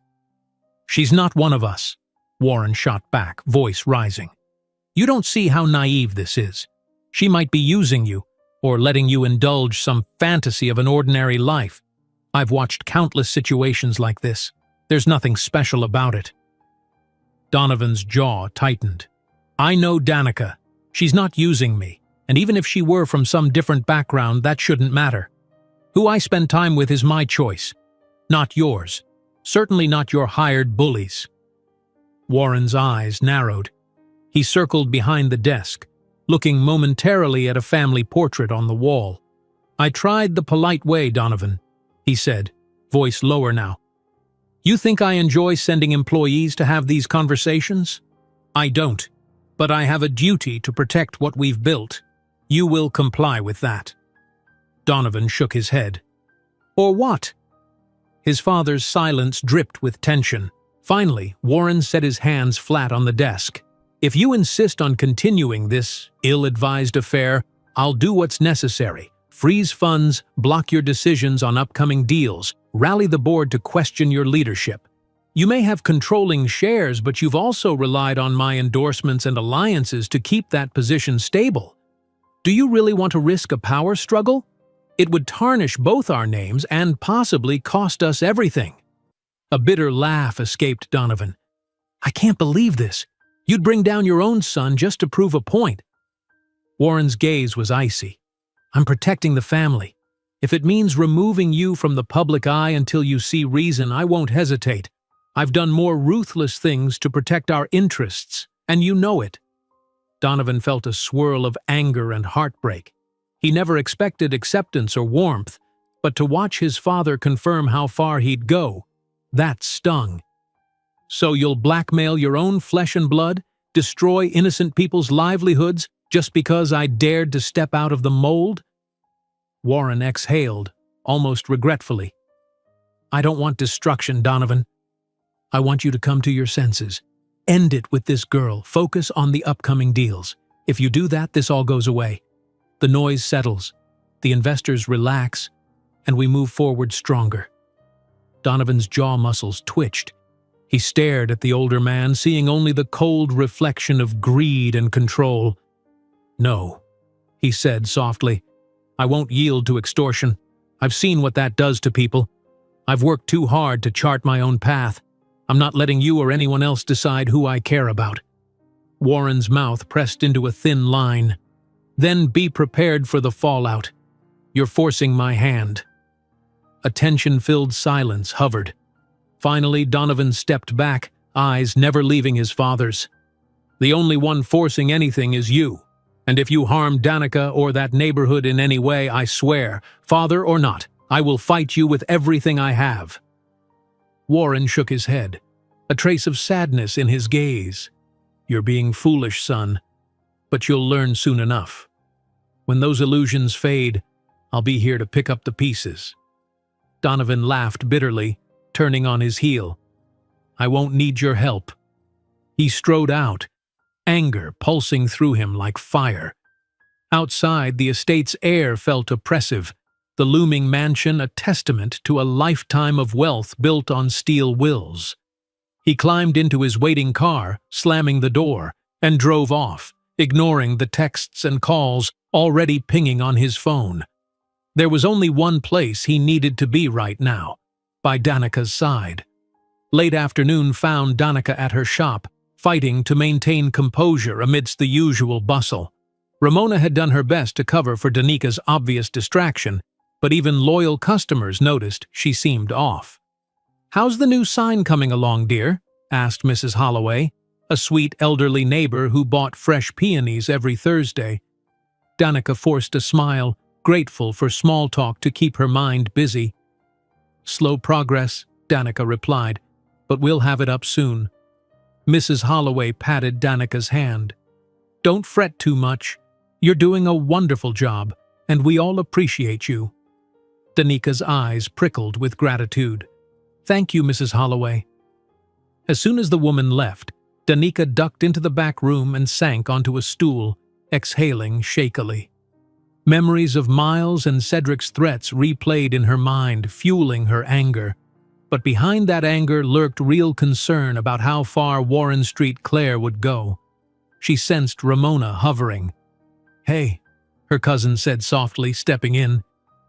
"Any word from Donovan?" "Not since this morning," Danica answered, "but he said he was going to confront his father." Ramona rested a reassuring hand on her shoulder. "I know you're worried, but Donovan seems strong. If anyone can stand up to that old man, it's him." Danica pressed her lips together. "I just hate feeling powerless. I won't let them scare me off, but what if Warren's threats aren't empty? I can't put this neighborhood at risk." Ramona nodded in sympathy. Before she could respond, the shop's bell chimed out front. Another customer, or maybe a delivery. Danica sighed, bracing herself. "I'll be right there," she called, forcing her voice steady. When she emerged into the main area, her heart jolted. It wasn't a customer, it was Donovan, looking grim and disheveled, as though he'd come straight from a harsh windstorm. Ramona flashed Danica a look, then discreetly vanished into the back, giving them space. Danica stepped forward. "Donovan, you're here." He tried a weary smile. "Where else would I be?" In the soft glow of the shop, she noticed the anger still simmering in his eyes. Without waiting, he pulled her into a firm embrace. She melted into it, relief warring with tension. They broke apart, her hands on his chest. "How did it go?" He shook his head. "As expected. He made it clear he'd do anything to break us apart, cutting off funds, tarnishing my leadership, even blackmail. I told him I wouldn't stand down." Danica's stomach twisted. "So it's a standoff." His lips pressed together. "Yes, but I'm not letting him push me around. If he wants a war, I'll give him one." For a moment, his fierce tone scared her. She'd never seen Donovan quite like this, equal parts enraged and protective. "I won't lose you because of him." She clasped his hand. "I'm with you, but I'm also scared for my shop, my neighborhood. We don't have deep pockets or a safety net. If Warren truly wants to punish the old district, we could all suffer." Donovan's features flickered with guilt and pain. "I know. That's why I'm exploring ways to counter his financial stronghold. I have some leverage. This city means more to me than he realizes. Plus, I can invest personally, help keep local businesses afloat, if that's what it takes." A swirl of hope and anxiety mingled in her chest. "I appreciate it. But it's not just about money. People's trust is fragile. If Warren uses his influence to kill local projects, it might demoralize everyone." His eyes met hers, unwavering. "I've spent years building my own alliances, forging networks beyond my father's shadow. If he tries to pull out of those revitalization deals, I can try to convince partners to stay. There are philanthropic initiatives I can accelerate myself. The important thing is, I won't let your community become collateral damage." She felt tears threaten, not of sorrow but of gratitude. "I don't want you sacrificing everything just for me. It's not fair." He brushed her cheek gently. "You deserve fairness, and if I don't stand up for what I believe, I'd be just another puppet in his empire. This is my fight too, Danica. Maybe it always was, and I just needed a reason to see it." Her heart squeezed. Behind him, the flower shop's bright blooms seemed to reflect the contradictions of her life. Beautiful yet fragile, a testament to perseverance. "All right," she whispered, voice trembling. "I believe in you." In the hush that followed, they stood close, leaning on each other. Just weeks ago, they'd been strangers, a billionaire fleeing shallow praise and a florist determined to guard her heart. Now they were entangled in a battle with consequences neither had imagined. Ramona's voice gently broke the silence. Guys? Sorry to interrupt, but we have a few customers." She tilted her head toward the door, where two individuals hovered awkwardly, not wanting to intrude but in need of service. Donovan attempted a small smile, stepping back with reluctance. "I'll let you handle your customers." Danica inclined her head, wiping her cheek discreetly. "Yes, of course. You can wait in the back if you want, or head home if you need to rest."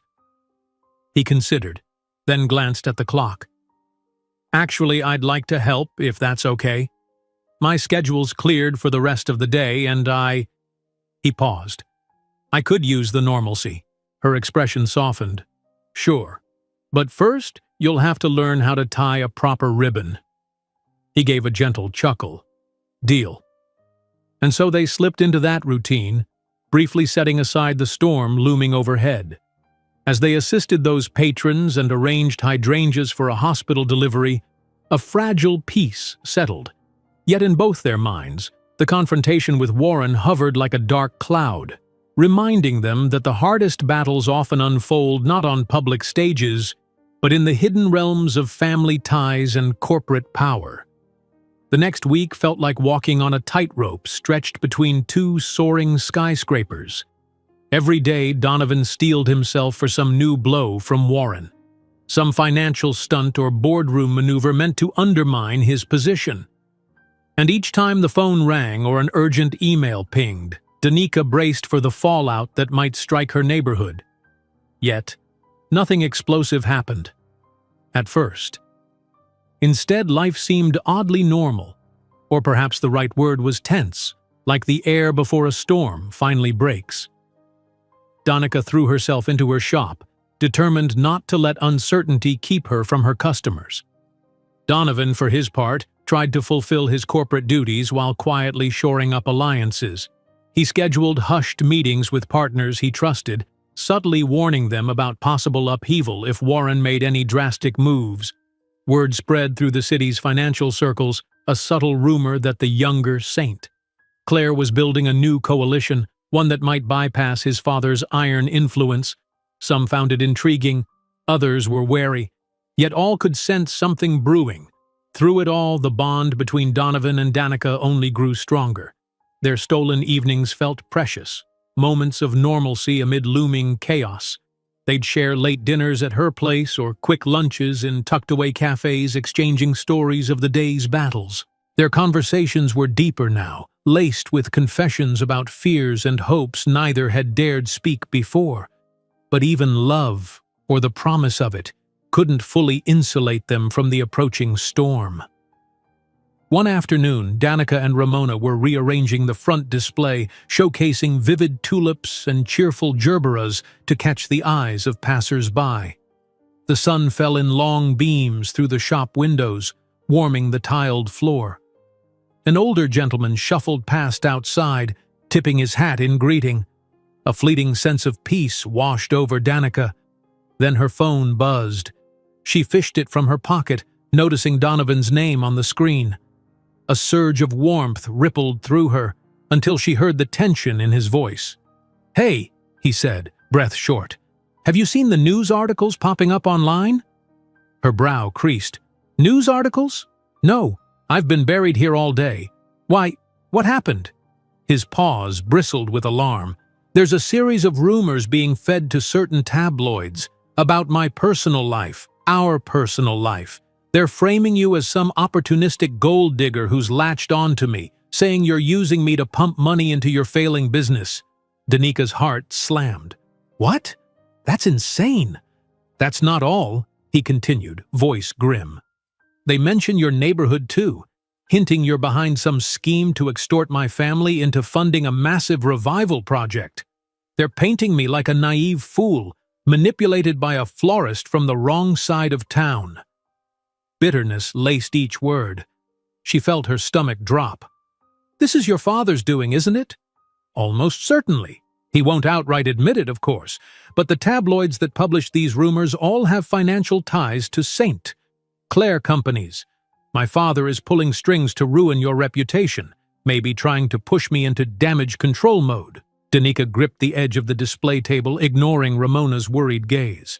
"I can't believe he'd stoop to such public lies. This could harm the shop, Donovan. People might believe it. They might think I'm conning you." "I know," he muttered. "I'm furious. My legal team is drafting a statement. But it's tricky. If we escalate, we risk more media coverage. If we stay quiet, the rumor might spread unchecked." Trembling, Danica forced herself to speak calmly. "What should we do?" He let out a ragged breath. "For now, I'll publicly discredit the rumors where I can. As for you, I don't want you to feel forced into the spotlight. But if you want to respond on your own behalf, I'll support you." She looked at Ramona, who was hovering protectively. Fear coiled in her belly, but also indignation. Why should she let her good name be dragged through the mud? I'll think about it," she said, voice low. "Keep me updated." "Of course," he answered. "And remember, I'm not backing down. This is just a new tactic of his. But we'll push back. Together." When the call ended, Danica told Ramona everything. Her cousin set her jaw. "They're really trying to paint you as some manipulative girl from the hood. That's beyond disgusting." Danica nodded. "If people believe it, it could destroy the trust I've built. And not just for me. Other local business owners might be seen as suspicious too." Her thoughts raced. Would wedding clients start canceling? Would corporate gigs vanish if they feared association with a scandalous florist? Ramona's eyes flashed. "The customers who truly know you won't buy that crap, but we have to get ahead of it somehow." Danica steeled herself. "We'll see what Donovan's statement says. Maybe we can do a small post on social media, clearing the air. Nothing dramatic, just the truth." Her cousin nodded fiercely. "Whatever you decide, I'm behind you, 100%. She squeezed Ramona's hand, gratitude choking her. "Thank you." Outside, a breeze kicked up, rattling the door chime. It was as if the city itself sensed the unrest. For the rest of the day, Danica fought to keep her mind on flower arrangements, greeting every customer with her usual warmth, determined not to let the tabloids' poison seep into her shop. But each time the door opened, she worried some reporter might barge in or a curious neighbor might ask prying questions. Late in the afternoon, Donovan showed up unannounced, stepping through the door with his phone pressed to his ear. He ended the call abruptly, anger etched on his face. "Hey," Danica said gently, bracing herself. "Any progress?" He exhaled, removing his suit jacket and tossing it over a chair. "Sophia's analyzing the outlets that posted these rumors. We've traced them to a PR firm with indirect ties to one of my father's subsidiaries. We can't easily prove Warren orchestrated it, but we know. I'm trying to decide if we should file a defamation suit right away or handle it quietly." She glanced around the shop, grateful that at the moment no customers hovered. How would a lawsuit help? He ran a hand through his hair, frustration evident. It'd send a message, might deter further attacks, but it also drags the story into a bigger spotlight. The press loves a courtroom drama, even if it's unsubstantiated. It might stir up more tension for you. Danica nodded, lips tight. "Maybe we should talk to the other small businesses here, see if they'll support us, or at least stand by me when I deny these accusations." His face brightened slightly. "That's a good idea. A collective show of solidarity, people from the old district who respect you, could help kill the rumor that you're some cunning manipulator." She managed a wry chuckle. "I can't even manipulate my cat into not knocking over vases. I'm hardly a criminal mastermind." Yet her heart remained heavy, thinking of the fight ahead. Ramona sidled up, placing a hand on Donovan's shoulder. "People in this neighborhood trust Danica, and if you need statements or testimonials, I can help gather them. We can do a quick online campaign, pictures and quotes from folks who actually know Danica's character." Donovan nodded. "Exactly.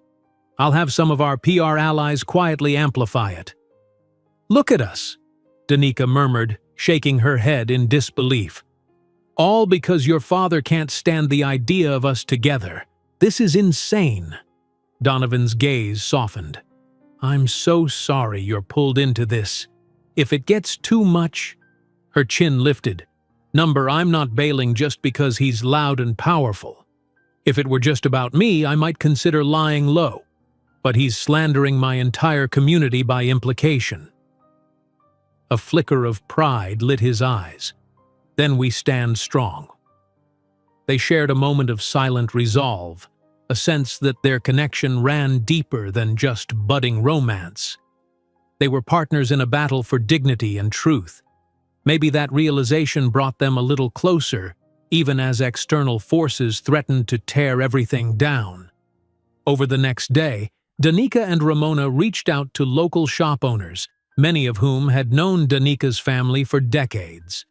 They recorded brief video snippets of people praising her integrity or snapped photos of her in front of the florist's stall, smiling with longtime customers. Donovan coordinated with allies in the philanthropic realm, quietly encouraging them to support the old district publicly. The narrative, they hoped, would counter the tabloid smear campaign. Sure enough, social media posts began popping up, painting a drastically different picture than the rumor mill had spread. Local business pages displayed Danica's devotion to community, wedding clients gushed about her fairness and kindness, and neighbors recalled how she donated flowers to the youth center every spring. It was a small wave, but it gained momentum as more voices chimed in. One evening, as Danica closed the shop, her phone pinged with a news alert.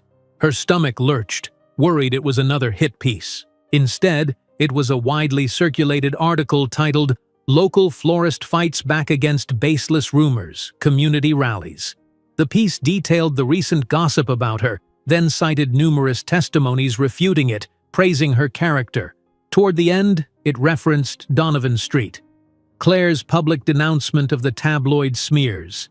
Danica's breath whooshed out in relief, reading the supportive quotes.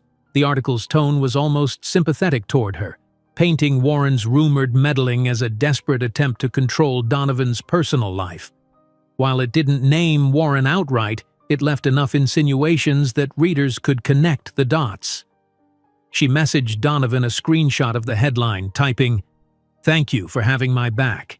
It seems people are seeing the truth," he replied almost instantly.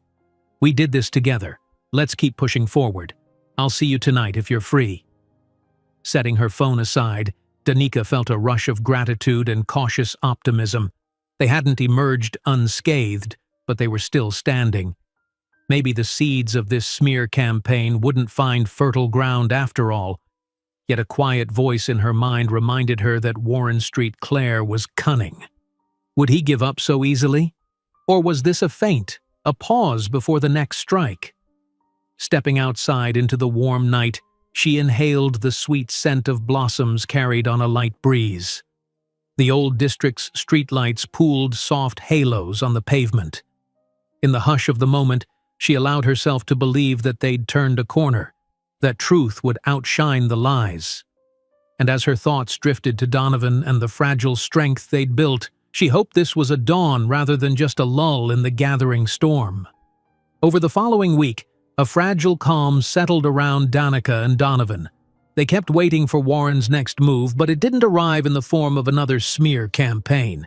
If anything, the scandalous rumors started to fade, overshadowed by fresher celebrity gossip and political scandals.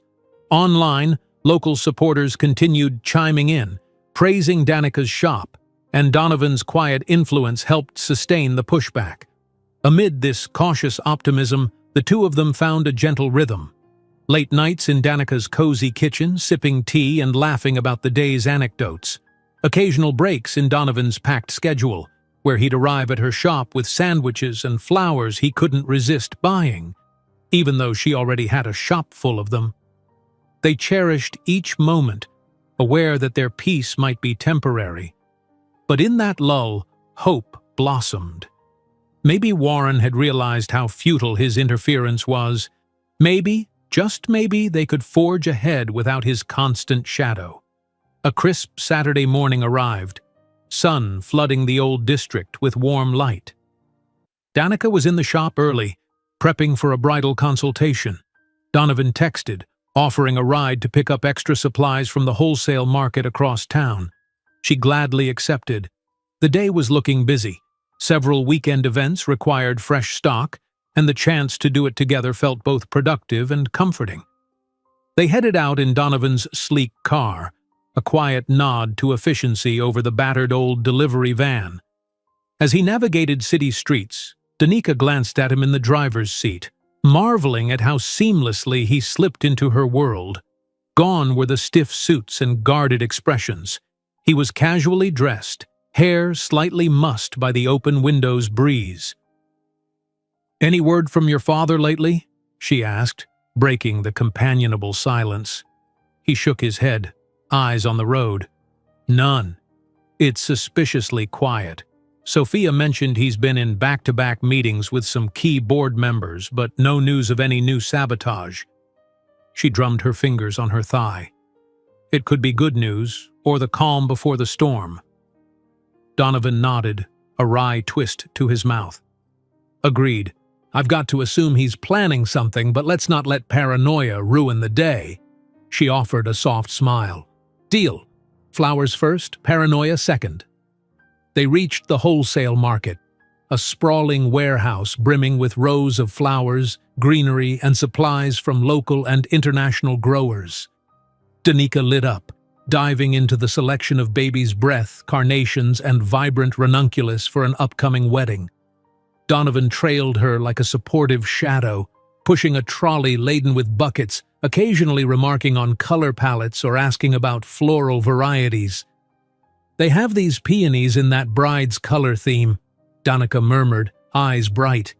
"You see them?" He nodded, steering the cart closer. "Yes, those soft pink ones, right?" She grinned. "Exactly. She'll love them." It felt simple. For an hour, they were just two people loading flowers, chatting about which textures matched which ribbons. A few fellow florists recognized Danica, greeting her warmly. Some gave Donovan curious looks, but no one treated him like a spectacle. It was oddly normal, and for that, both were grateful. Finally, they paid for the loaded cart, stacked everything carefully in Donovan's trunk, and prepared to return to Rains and Blooms. "Do we have time to grab coffee?" Donovan asked hopefully, checking his watch. "Sure," Danica replied, leaning her head back against the passenger seat. "I have a bride consultation at noon, but I can spare 30 minutes. He smiled. "Great. There's a cafe 2 blocks over. I'll park by that little park we passed." They strolled side by side through the modest green space, a patch of lawn and benches ringed by blossoming dogwood trees. Families fed pigeons, and an elderly couple ambled slowly on the path. The cafe stood across the street, its exterior painted in cheerful blues. But just as they reached the curb, Donovan's phone buzzed. He glanced at the screen, eyebrows shooting up. "It's Miles Kendricks," he muttered, voice laced with annoyance. "The man who threatened me?" Danica said, her stomach twisting. "Yes, Warren's lapdog." Donovan tightened his hold on the phone. "Let's see what he wants." He took a few steps away to answer. Danica watched from a short distance, heart rate climbing as she noted Donovan's posture grow rigid, his expression sharpening. After a terse exchange, he hung up and returned. "What now?" she asked, bracing herself. Donovan raked a hand through his hair. "He said there's an urgent meeting at the Old Saint, Clare Estate.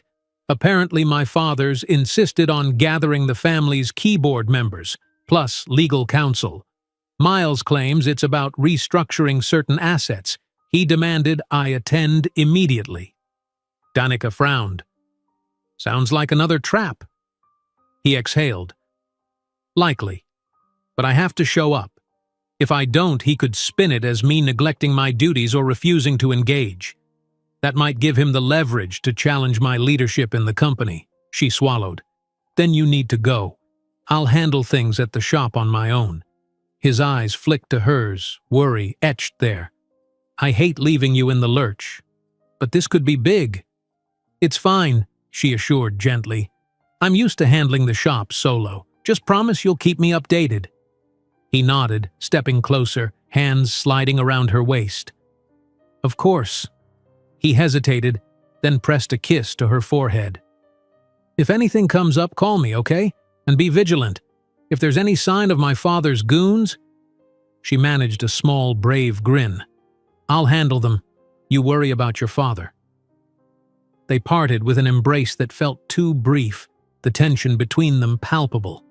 Donovan hurried back to the car, the trunk still filled with the wholesale flowers. Danica insisted she'd order a rideshare back to the shop so he didn't waste time. He left with a lingering look of concern, and she remained in the park, exhaling a shaky breath.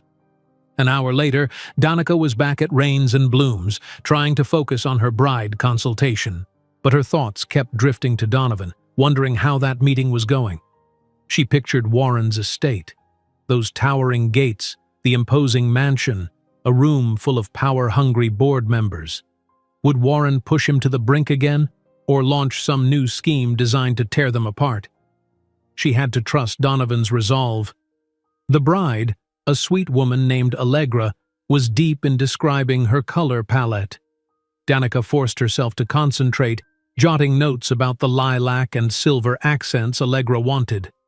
She mentally matched those shades to the flowers they'd just bought. Suddenly, the shop door swung open with a force that made the bell jingle alarmingly. A man rushed in, short of breath, eyes darting. Danica recognized him, Mr. Parsons, who ran the tiny bookstore 2 doors down. "Danica," he gasped, voice trembling. You need to come quickly." Allegra paused mid-sentence, blinking in confusion. Danica stood, alarmed by the panic on Mr. Parsons' face. "What's wrong?" "It's about the new sign out front," he said, choking on words. "A group of men, construction workers, they're taking it down." Her pulse slammed. "What do you mean, taking it down? We just replaced that old sign last week." "I overheard them saying the city permit was revoked, that your signage was suddenly illegal. They're dismantling it. I tried to stop them, but they said they have orders from the building owner and the city." Shock and fury welled inside Danica. "That's impossible. We paid for that permit. Everything was filed correctly." Her bride consultation momentarily forgotten, Danica glanced at Allegra. I'm sorry. I need to step out for a second. There's a situation. Allegra's eyes widened. Go, it's okay. Ramona, hearing the commotion from the back, appeared. What's going on? Danica relayed Mr. Parsons' words. Ramona's expression hardened. Together they rushed outside, Allegra trailing behind out of concern. On the sidewalk, 3 burly men in hard hats and orange vests had already unbolted the brand-new sign from above the shop's facade. Danica's heart twisted.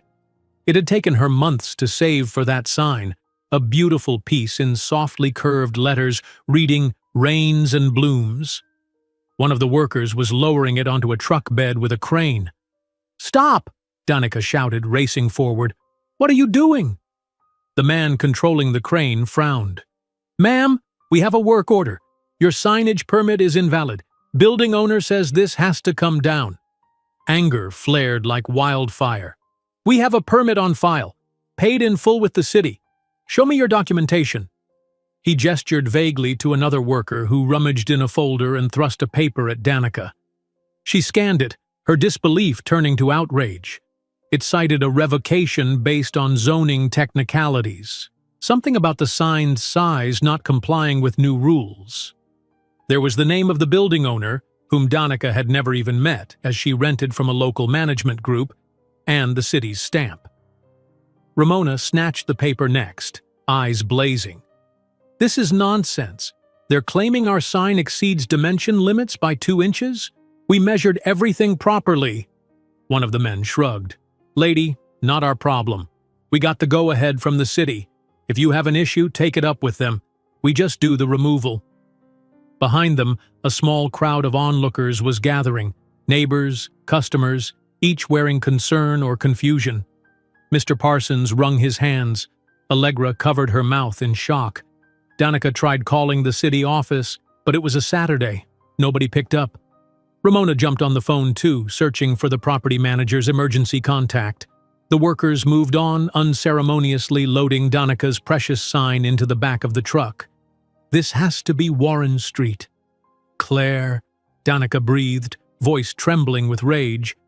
"He must have pulled strings with the building owner or city officials. He's punishing me." Ramona shot her a grim look. "I'll bet my life on it." "Wait, you can't just drive off with that sign?" Danica lunged toward the truck, tears of anger threatening to spill. The crane operator simply climbed into the driver's seat. "We're just following orders. Sorry, lady." With a roar of the engine, they pulled away, leaving Danica on the curb, staring at the space where her sign had been. The heartbreak of seeing that bare facade struck her like a punch. A wave of sympathy and indignation spread through the small crowd. Mr. Parsons murmured apologetically. Neighbors traded angry whispers. Allegra approached, eyes wide. "Danica, I'm so sorry. This is awful." Danica swallowed hard, forcing a steadiness into her tone. "It's okay," she managed. "We'll fix this. I just need to call someone." Ramona put an arm around her. "We'll fight back, just like we did with the smear campaign. This is your shop, your name. We're not letting them destroy it." Danica nodded, though her heart felt like a lead weight. "I need to call Donovan," she whispered. "He needs to know how low his father is stooping." Even as she said it, a numb disbelief spread through her. She'd assumed that in the wake of the failed rumors, Warren might back off. Instead, he'd taken a more insidious route, targeting permits, building owners, municipal codes. A wave of dread washed over Danica. If Warren was willing to do this, what else might he do next? Her hand trembled as she dialed Donovan. She glanced once more at the empty spot where her bright sign had hung. The fight was far from over, and the next strike had just landed with crushing force. The moment Danica's call connected, Donovan's strained voice crackled on the other end. The urgent meeting at Warren's estate was in full swing. She could hear low murmurs and the clink of glassware in the background, but he hushed them, stepping away to talk to her in private. "Danica," he said tightly, sensing her distress even before she spoke. She swallowed the knot in her throat. He did it again. "Your father. 3 men showed up with a bogus work order and tore down my brand new shop sign. Claimed it wasn't up to code. A sharp exhale escaped him. That can't be a coincidence. Not after how carefully you followed all the permit rules. Exactly, she muttered, frustration building. They just took it. The entire sign I saved for months to replace. It's gone. A silence of stunned anger stretched between them. Then Donovan said, "I'm in the middle of a board meeting my father called. I had a feeling he was planning something bigger. Look, I'll be there as soon as I can. Let me confront him. Right here, right now." Her heart thumped. "Are you sure? I don't want to blow up your meeting." "It's time it blew up," he growled. "He's going too far." And with that, Donovan ended the call. Danica stared at her phone, chest tight, praying that this confrontation might finally put an end to Warren's vendetta. Around her, a handful of neighbors and customers lingered, simmering with anger and sympathy.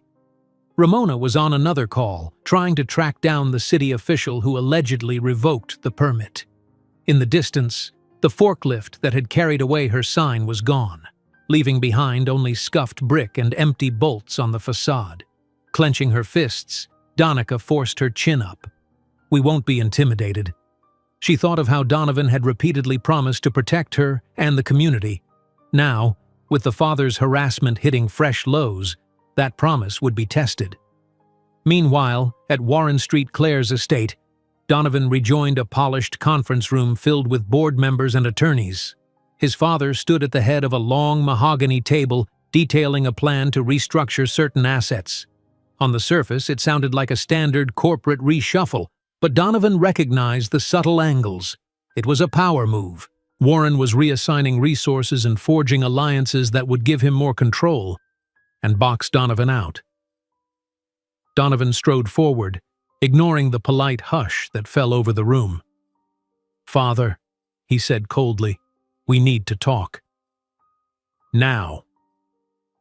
Warren lifted his gaze from a stack of glossy reports. "Donovan, we're in the midst of crucial business. Sit down, and we can address your concerns at the appropriate time." A hush spread across the board members, some exchanging anxious glances. They'd witnessed father-son tensions before, but never quite so openly. Donovan rapped his knuckles on the table. "You tore down Danica's sign! You manipulated city codes to do it!" Warren's jaw tightened. "If you have personal grievances, handle them after this meeting. These men and women are here for corporate matters, not your romantic entanglements." "This is a corporate matter," Donovan snapped, turning to the assembled members. "Our chairman here has used the company's political connections and his personal clout to orchestrate an attack on Ms. Rain's business. He's interfering in local commerce, undermining public trust and risking our brand's reputation. Again." Several board members stiffened, glancing at each other with concern. One older member, Ms. Ortega, cleared her throat. "Donovan, that's a serious accusation. Do you have proof of these actions directly linking back to Mr. St. Clair?" He spared her a curt nod. "Paper trails might be buried, but it's obvious. We've seen an orchestrated smear campaign before. Now there's been a sudden code violation pinned on her sign. The timing is too neat." Warren eyed him icily. "I have nothing to do with city codes or sign permits. And if Ms. Rains' signage truly violated regulations, that's on her for not following the law." "That's a lie," Donovan shot back, anger flaring. "Her sign was properly permitted. You used one of your real estate contacts or a city official in your pocket to revoke it." A hush reigned. Some board members looked uneasy, while others seemed enthralled by this drama. Warren drew a slow breath, controlling his temper. "Son," he began, voice measured, "I understand you're emotionally compromised. You're protecting this young lady. But you mustn't let personal attachments endanger the company's well-being if she can't follow simple municipal guidelines."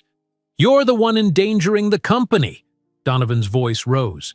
"Did you learn nothing from that ridiculous tabloid fiasco? The brand took a hit because it painted us as petty. We barely managed to contain the PR fallout. Now you're doubling down on sabotage. If the public discovers you're punishing local business owners for personal reasons, our stock will plummet." A murmur of alarm spread among the board. Ms. Ortega looked at Warren, eyes narrowed. "Is this true? We can't afford another scandal. Our investors are still jittery after the rumors last week."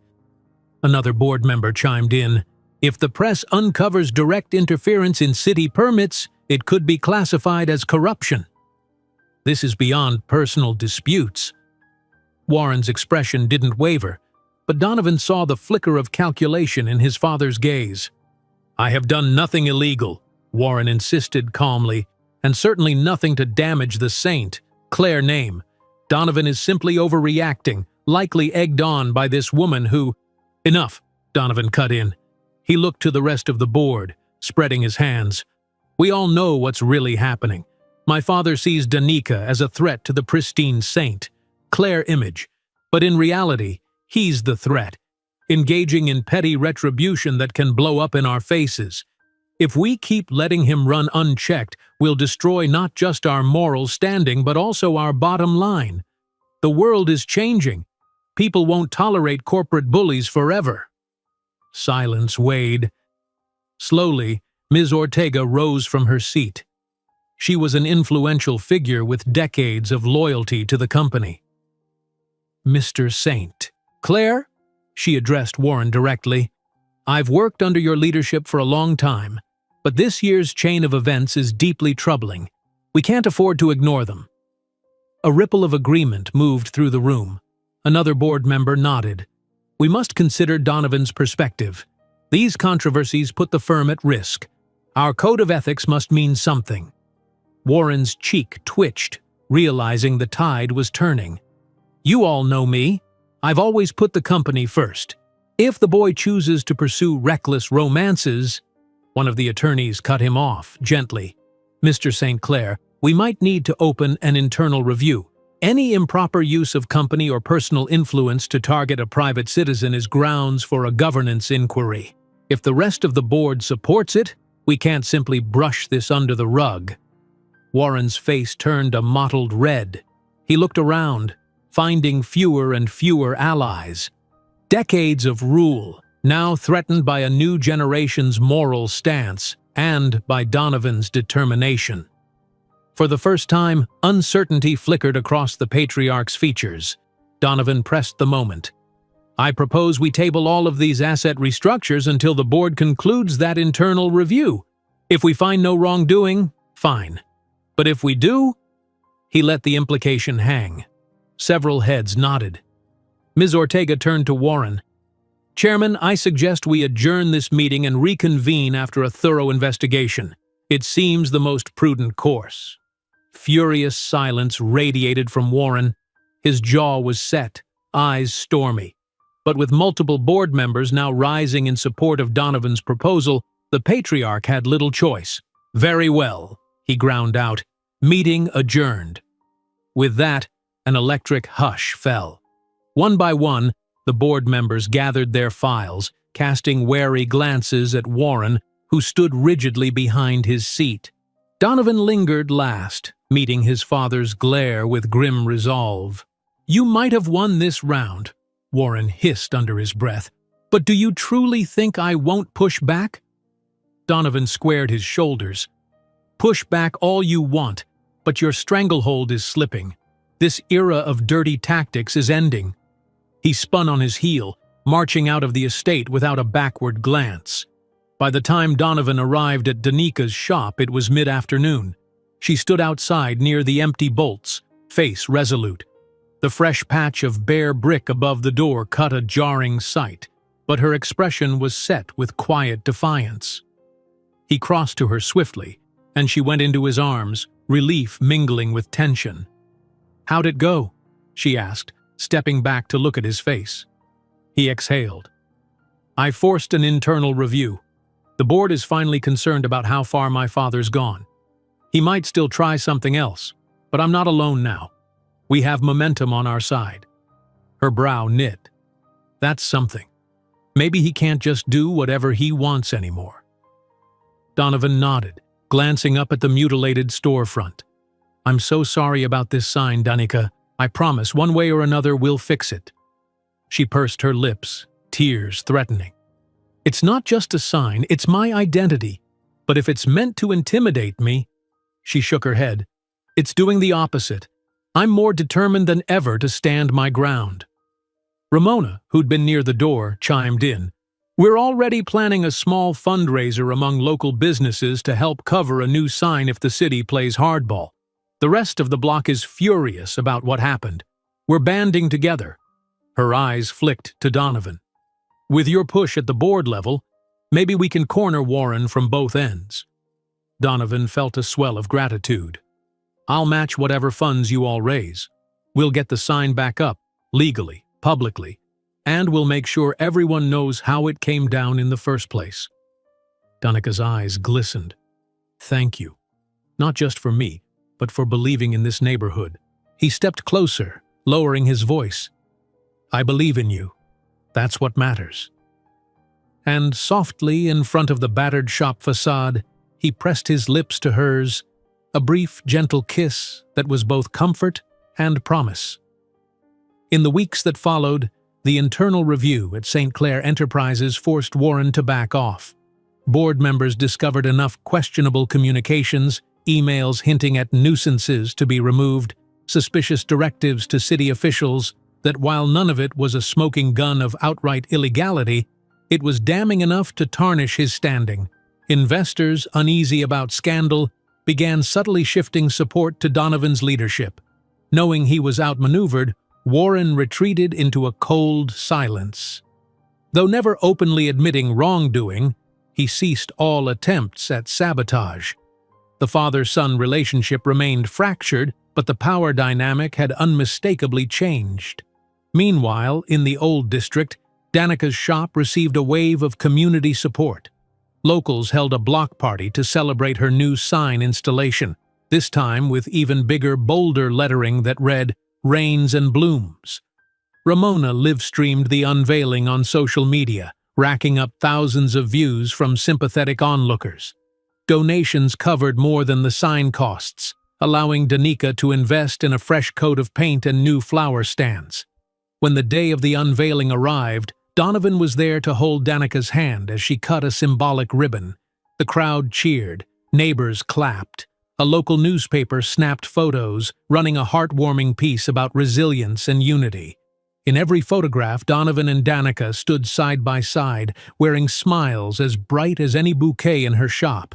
Later that night, once the festivities quieted and the old district streets lay calm under the glow of street lamps, Danica and Donovan strolled home together. His arm was slung loosely around her shoulders, hers around his waist. They walked in amiable silence, letting the hum of cicadas and distant city sounds fill the gaps. Finally, Danica spoke in a near whisper. "It feels like we went through a war, and somehow we're still here." He nodded, guiding her to a stop under a flickering lamppost. "That's how life is sometimes. You fight for what matters and come out stronger. And for me, what matters is you, and the place you call home." Her heart thumped at the quiet intensity in his voice. "I'm not used to letting someone fight my battles with me, but I'm glad it was you." She paused, inhaling. "So, where do we go from here?" Donovan's features softened. "We keep building, together. And yes, there'll be challenges. My father's not exactly warm and fuzzy now, but the board stands with me. The city sees you as a community hero of sorts." He chuckled at her startled expression. "And me? I just want to keep carrying crates of flowers for you while we figure out what the future looks like. Sound okay?" Tears pricked her eyes, but they were tears of contentment this time. She smiled, reaching up to frame his face with her hands. "That sounds more than okay. It sounds perfect." They leaned in, sharing a soft, lingering kiss beneath the lamppost's golden glow. In that tender collision of worlds, his domain of influence and her realm of simple truth, they found a harmony neither had believed possible. Yes, there were bound to be more storms ahead, but they would face them side by side, like two vines twisting around a sturdy trellis, supporting one another, blossoming under the same sky. And in that knowledge they found all the courage they needed to continue writing their story, one bloom at a time. If you enjoyed this story, don't miss the next one. Just click on the screen.